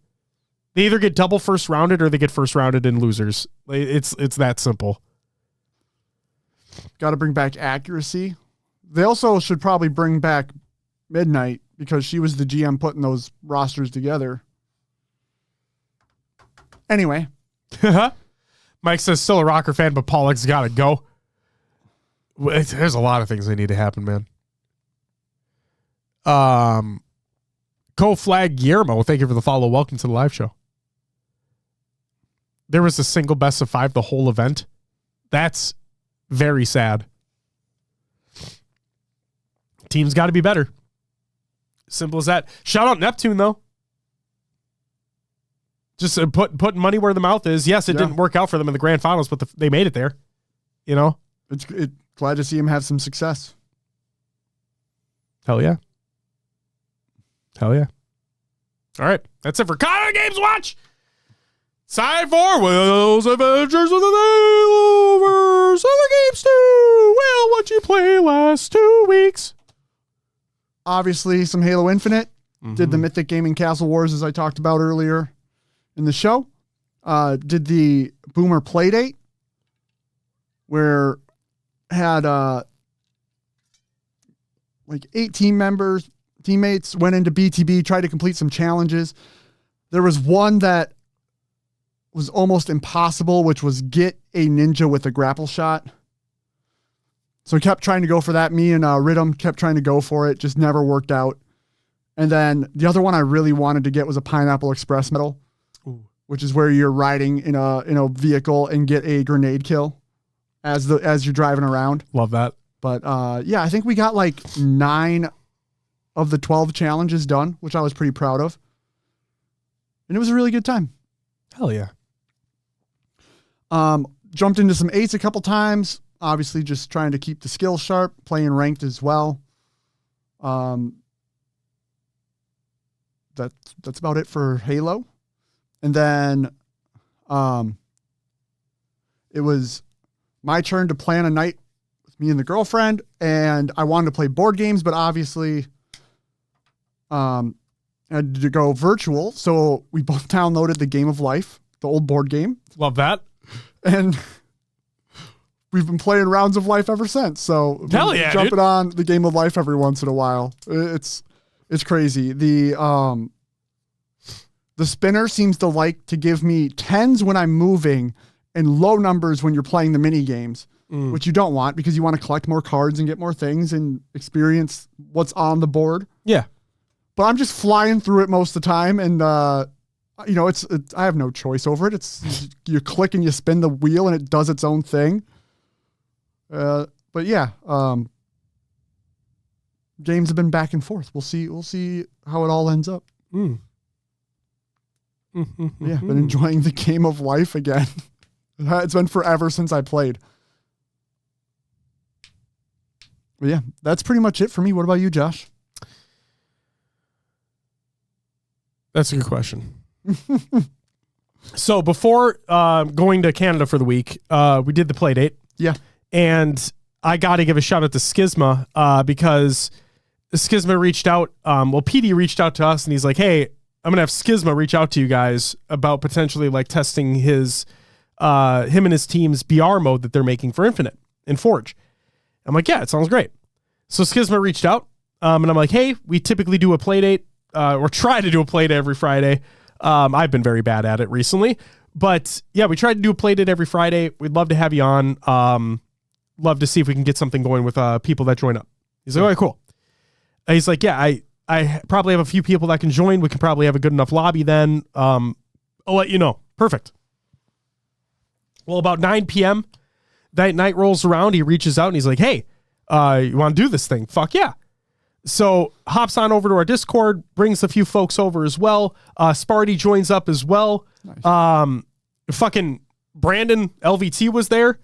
Awesome. Yeah, we had a whole crew going, and it was this is gonna sound dickish, and I don't mean it to. Like the potential is absolutely there, and a lot of the mechanics that you'd find in like a traditional battle royale. Yeah, which is really really cool. Like they have an armor system as well. They have like an energy system that you can expend it to get health back. Interesting. Okay. Yep. And it's all based off like button combos. So like you have to crouch and it's either crouch and reload or crouch and another button and you can use your energy to heal yourself. Kind of like using a health pack, right? Yeah. Yeah. So there's that. Mainly the two main pieces of feedback, like the two main criticisms that we had were performance, right? And obviously things are still being worked on. It's a work in progress. But the performance was an issue where, as players would drop in, like when you're trying to shoot at an enemy, they'd be going like this the entire time. And it's everybody. It was everybody. Gotcha. Everybody on the map. Yeah. And then another thing was there were some issues with the squads and the duos and the trios. So basically what happens is everyone would spawn into a room with platforms all around. Okay. Yes, I saw some clips of this. Yeah. Yep. And then Schisma would be like, hey, do not interact with the terminals. There were 4 terminals. Okay. Solos, duos, trios, and quads. Right. And then depending upon the terminal that he would pick, that would determine like how many people need to stand on each of the platforms to signify that team being made. Gotcha. Right. But the problem is that the game didn't necessarily it didn't care who was standing on which platform. So where Juan and myself and like whether it was duos or trios and another person was there, once the game started, we'd be completely split up, like and put on different teams entirely. Oh, God. Okay. It would not matter. Right. For some people it worked. For a lot of people it didn't. And so obviously they know what they need to work on there too.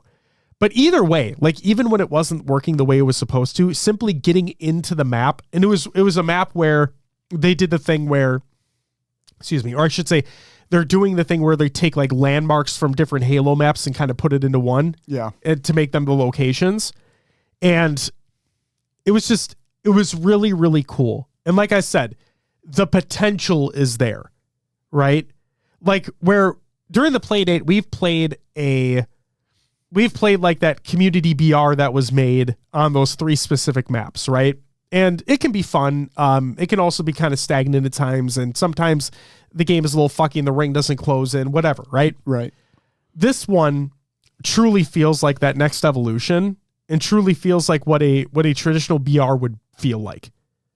And obviously it's very rough around the edges, but it is still very much a work in progress. And so I got to give a shout out to Schisma and his team for the work that they're doing. And hopefully we get to be included in another play test because I want to see this.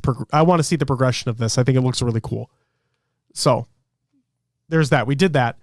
And then I already talked about Classic Firefight, but I'll say it again. The match XP quote unquote bug resulted in completing the Operation Pass in 3 games. It was really fun. But like I said, again, Classic Firefight is the most fun I've had in Infinite since the game released. And I stand by that. Just that again, not to sound ironic, but like that classic Firefight experience from Reach, from ODST, with its DNA implanted into this game, with its mechanics and its weapons and everything. It's so fucking fun. It's so fucking fun. In Canada, I brought a box of jumpstart packs of Magic Foundation. And so we played that for like 3 nights in a row. Nice. Very, very fun. It was Justin and Taylor's first time playing MTG. Nice. Yep. And I think they enjoy it. They're probably going to play more is what it sounds like. And then in my downtime, I'm playing some Xenoblade Chronicles Definitive Edition, on the Switch. And that game's fun too. I just hit a major story beat and I'm enjoying it. It's a fun time. Awesome. Yeah. Josh complained about not having a teammate and then complained when I tried to team up with him. Yeah. Because fuck you, Juan. Oh, damn. Shots fired. I'm just kidding. Juan, we're going to reach out to you about something, by the way. I'll DM you like today. I'll DM you tonight. Yeah. That's what we'll do. That's it. That's all I played. So let's get into some shoutouts. Happy belated birthday to Eli X, Butoria, Disrobed Angel, Sundays, Miss Jade, and Dreamy Blue. Happy belated birthday, everyone. Hope it was amazing. Shout out to everyone who joined in the 8s and in the play date over the past couple weeks. I've seen 8s popping off as much as they possibly can, so love to see that. And yeah, thanks everybody for keeping them going. Yeah. Shout out to everyone who followed and subbed during the live show. That includes, if you would give me 1 second here. That includes John with the 22-month resub. I did the same fucking thing I did at the beginning of the show. I did it right then and there again.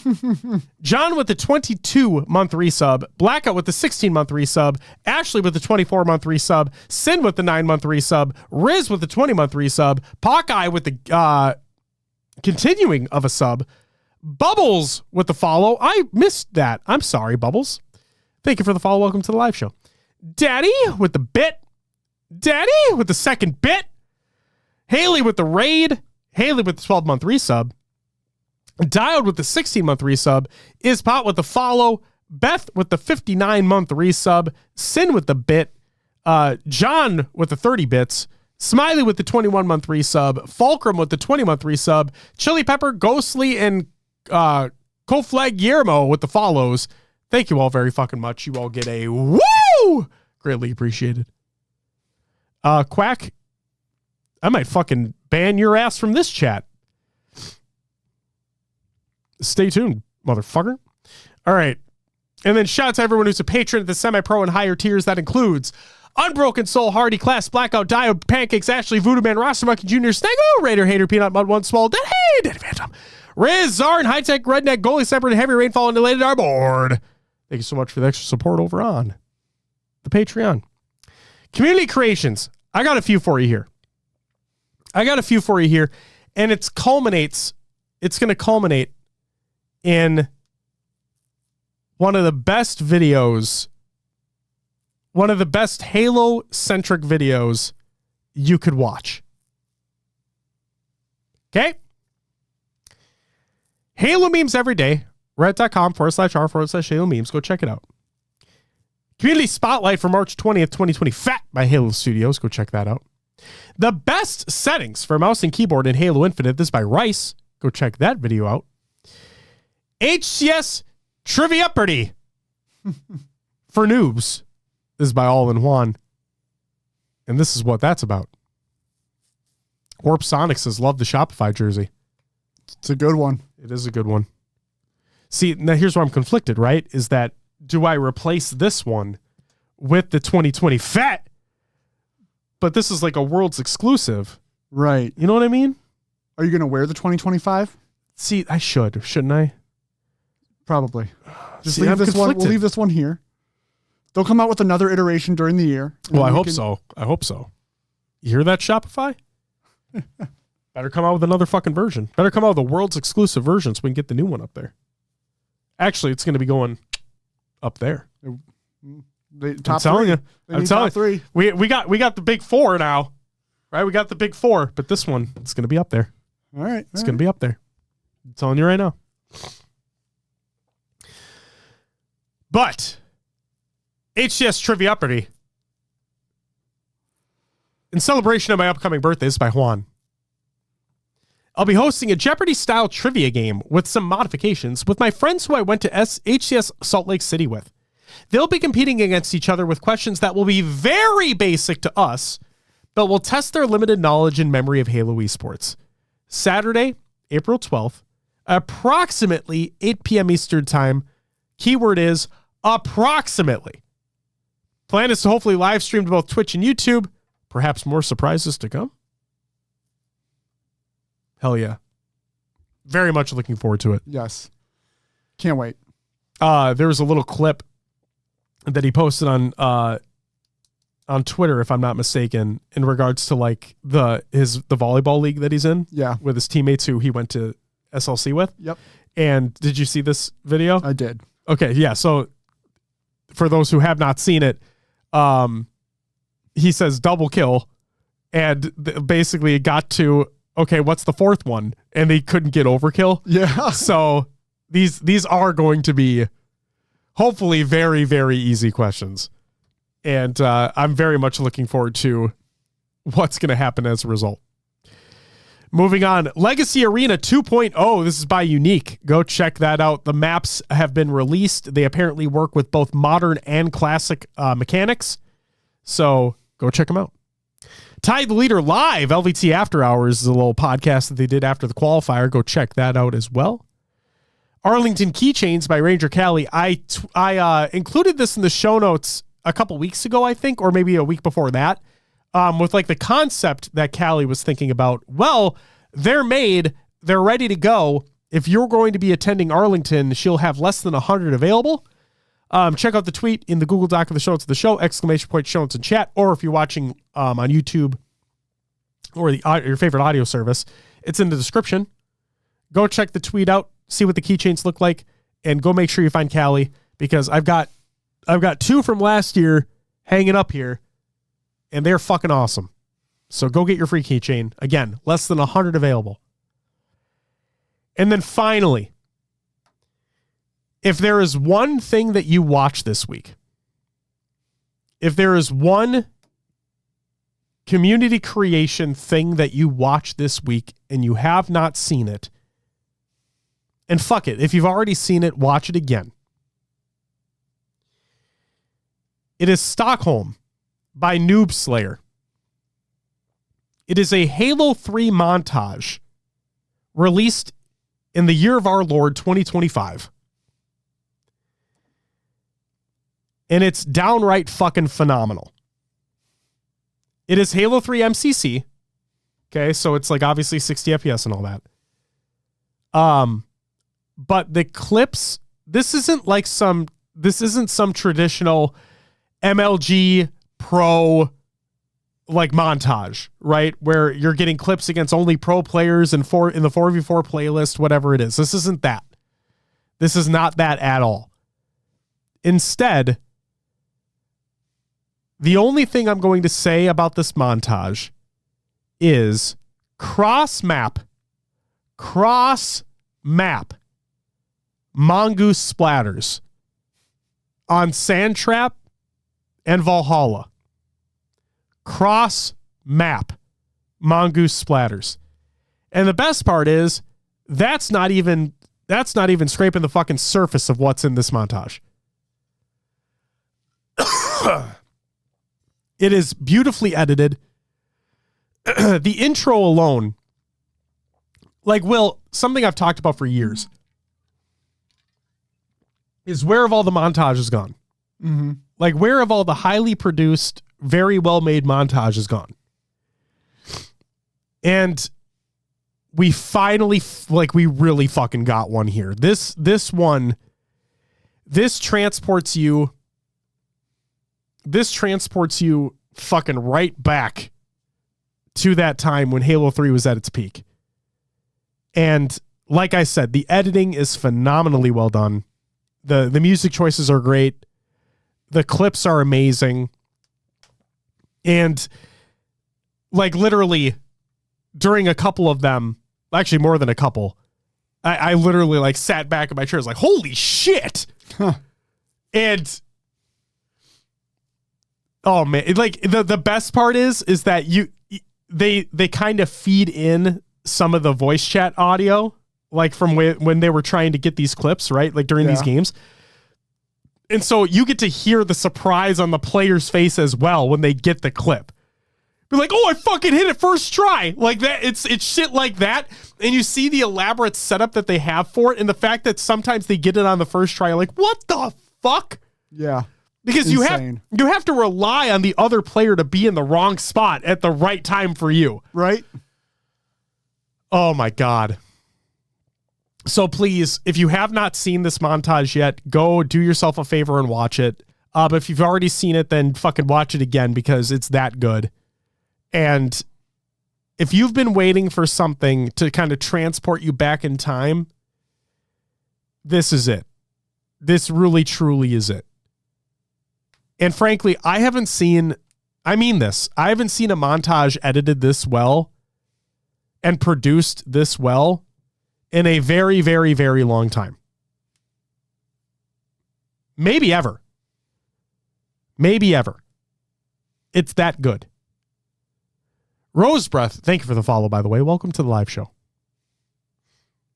That's it for community creations. That's it for the shoutouts.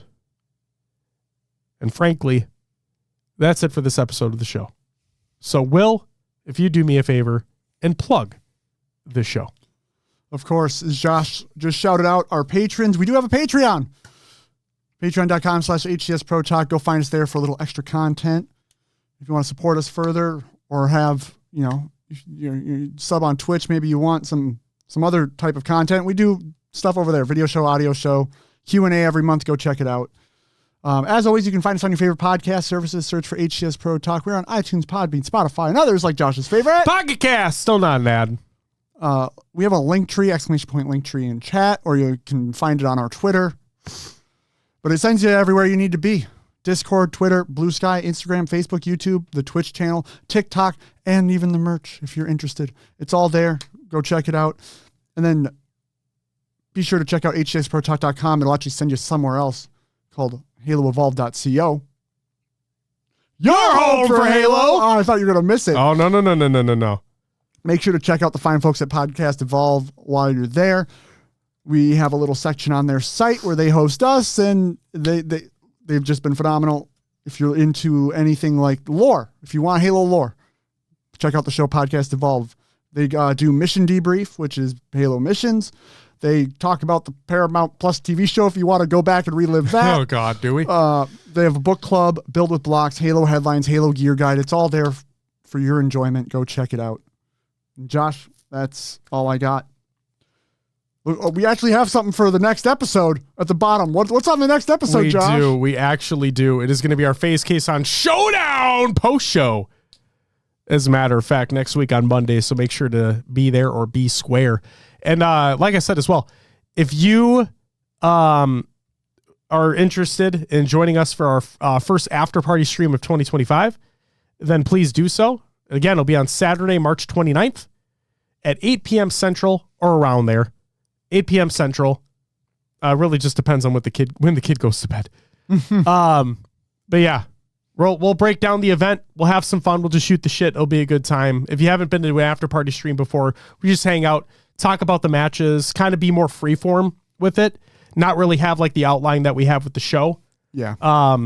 So it's a good time to literally just kind of unwind, talk about the matches that happened, talk about your favorite moments, talk about the scene as a whole, kind of go on different kind of tangents if you want, all that fun stuff. So be there. It'll be a fun time. And yes, snacks and drinks. It'll be great. Abhorrent, thank you for the follow. Welcome to the live show. Apologize, it is at the end of the show. Also, I see the guiding of the raid from Quick Views himself, as a matter of fact. So, Will, are you okay with that? Yeah. Sounds good. And ladies and gentlemen, we're going to go raid up Mailman. Ladies and gentlemen, that's going to do it for episode 382. Apologize if, like, clearly I'm not at 100% right now. It's been a rough week. I think we did well tonight. I think we did too. I think you did great. Oh. Don't touch me, you're sick. Just kidding. I'm not sick. You're amazing. And you did great. Well, thanks. God. Hey, thank you very much, Rose Breath. Greatly appreciate it. Thank you for being here. Seriously, thank you for being here. And go check out that fucking montage, I'm telling you. Yeah. Go watch it. Guys, we'll raid Mailman to end the night out. Thank you so much for being here. We'll be back next week. Actually, we'll be back on Saturday night. Saturday nights. Okay? Be there for the after party. It's going to be fucking awesome. We'll see you then. If we don't see you then, we'll see you for the show on Monday. Be good to one another. Don't be a shitter. We love you. We respect you. We'll see you next week. But until then, bye-bye.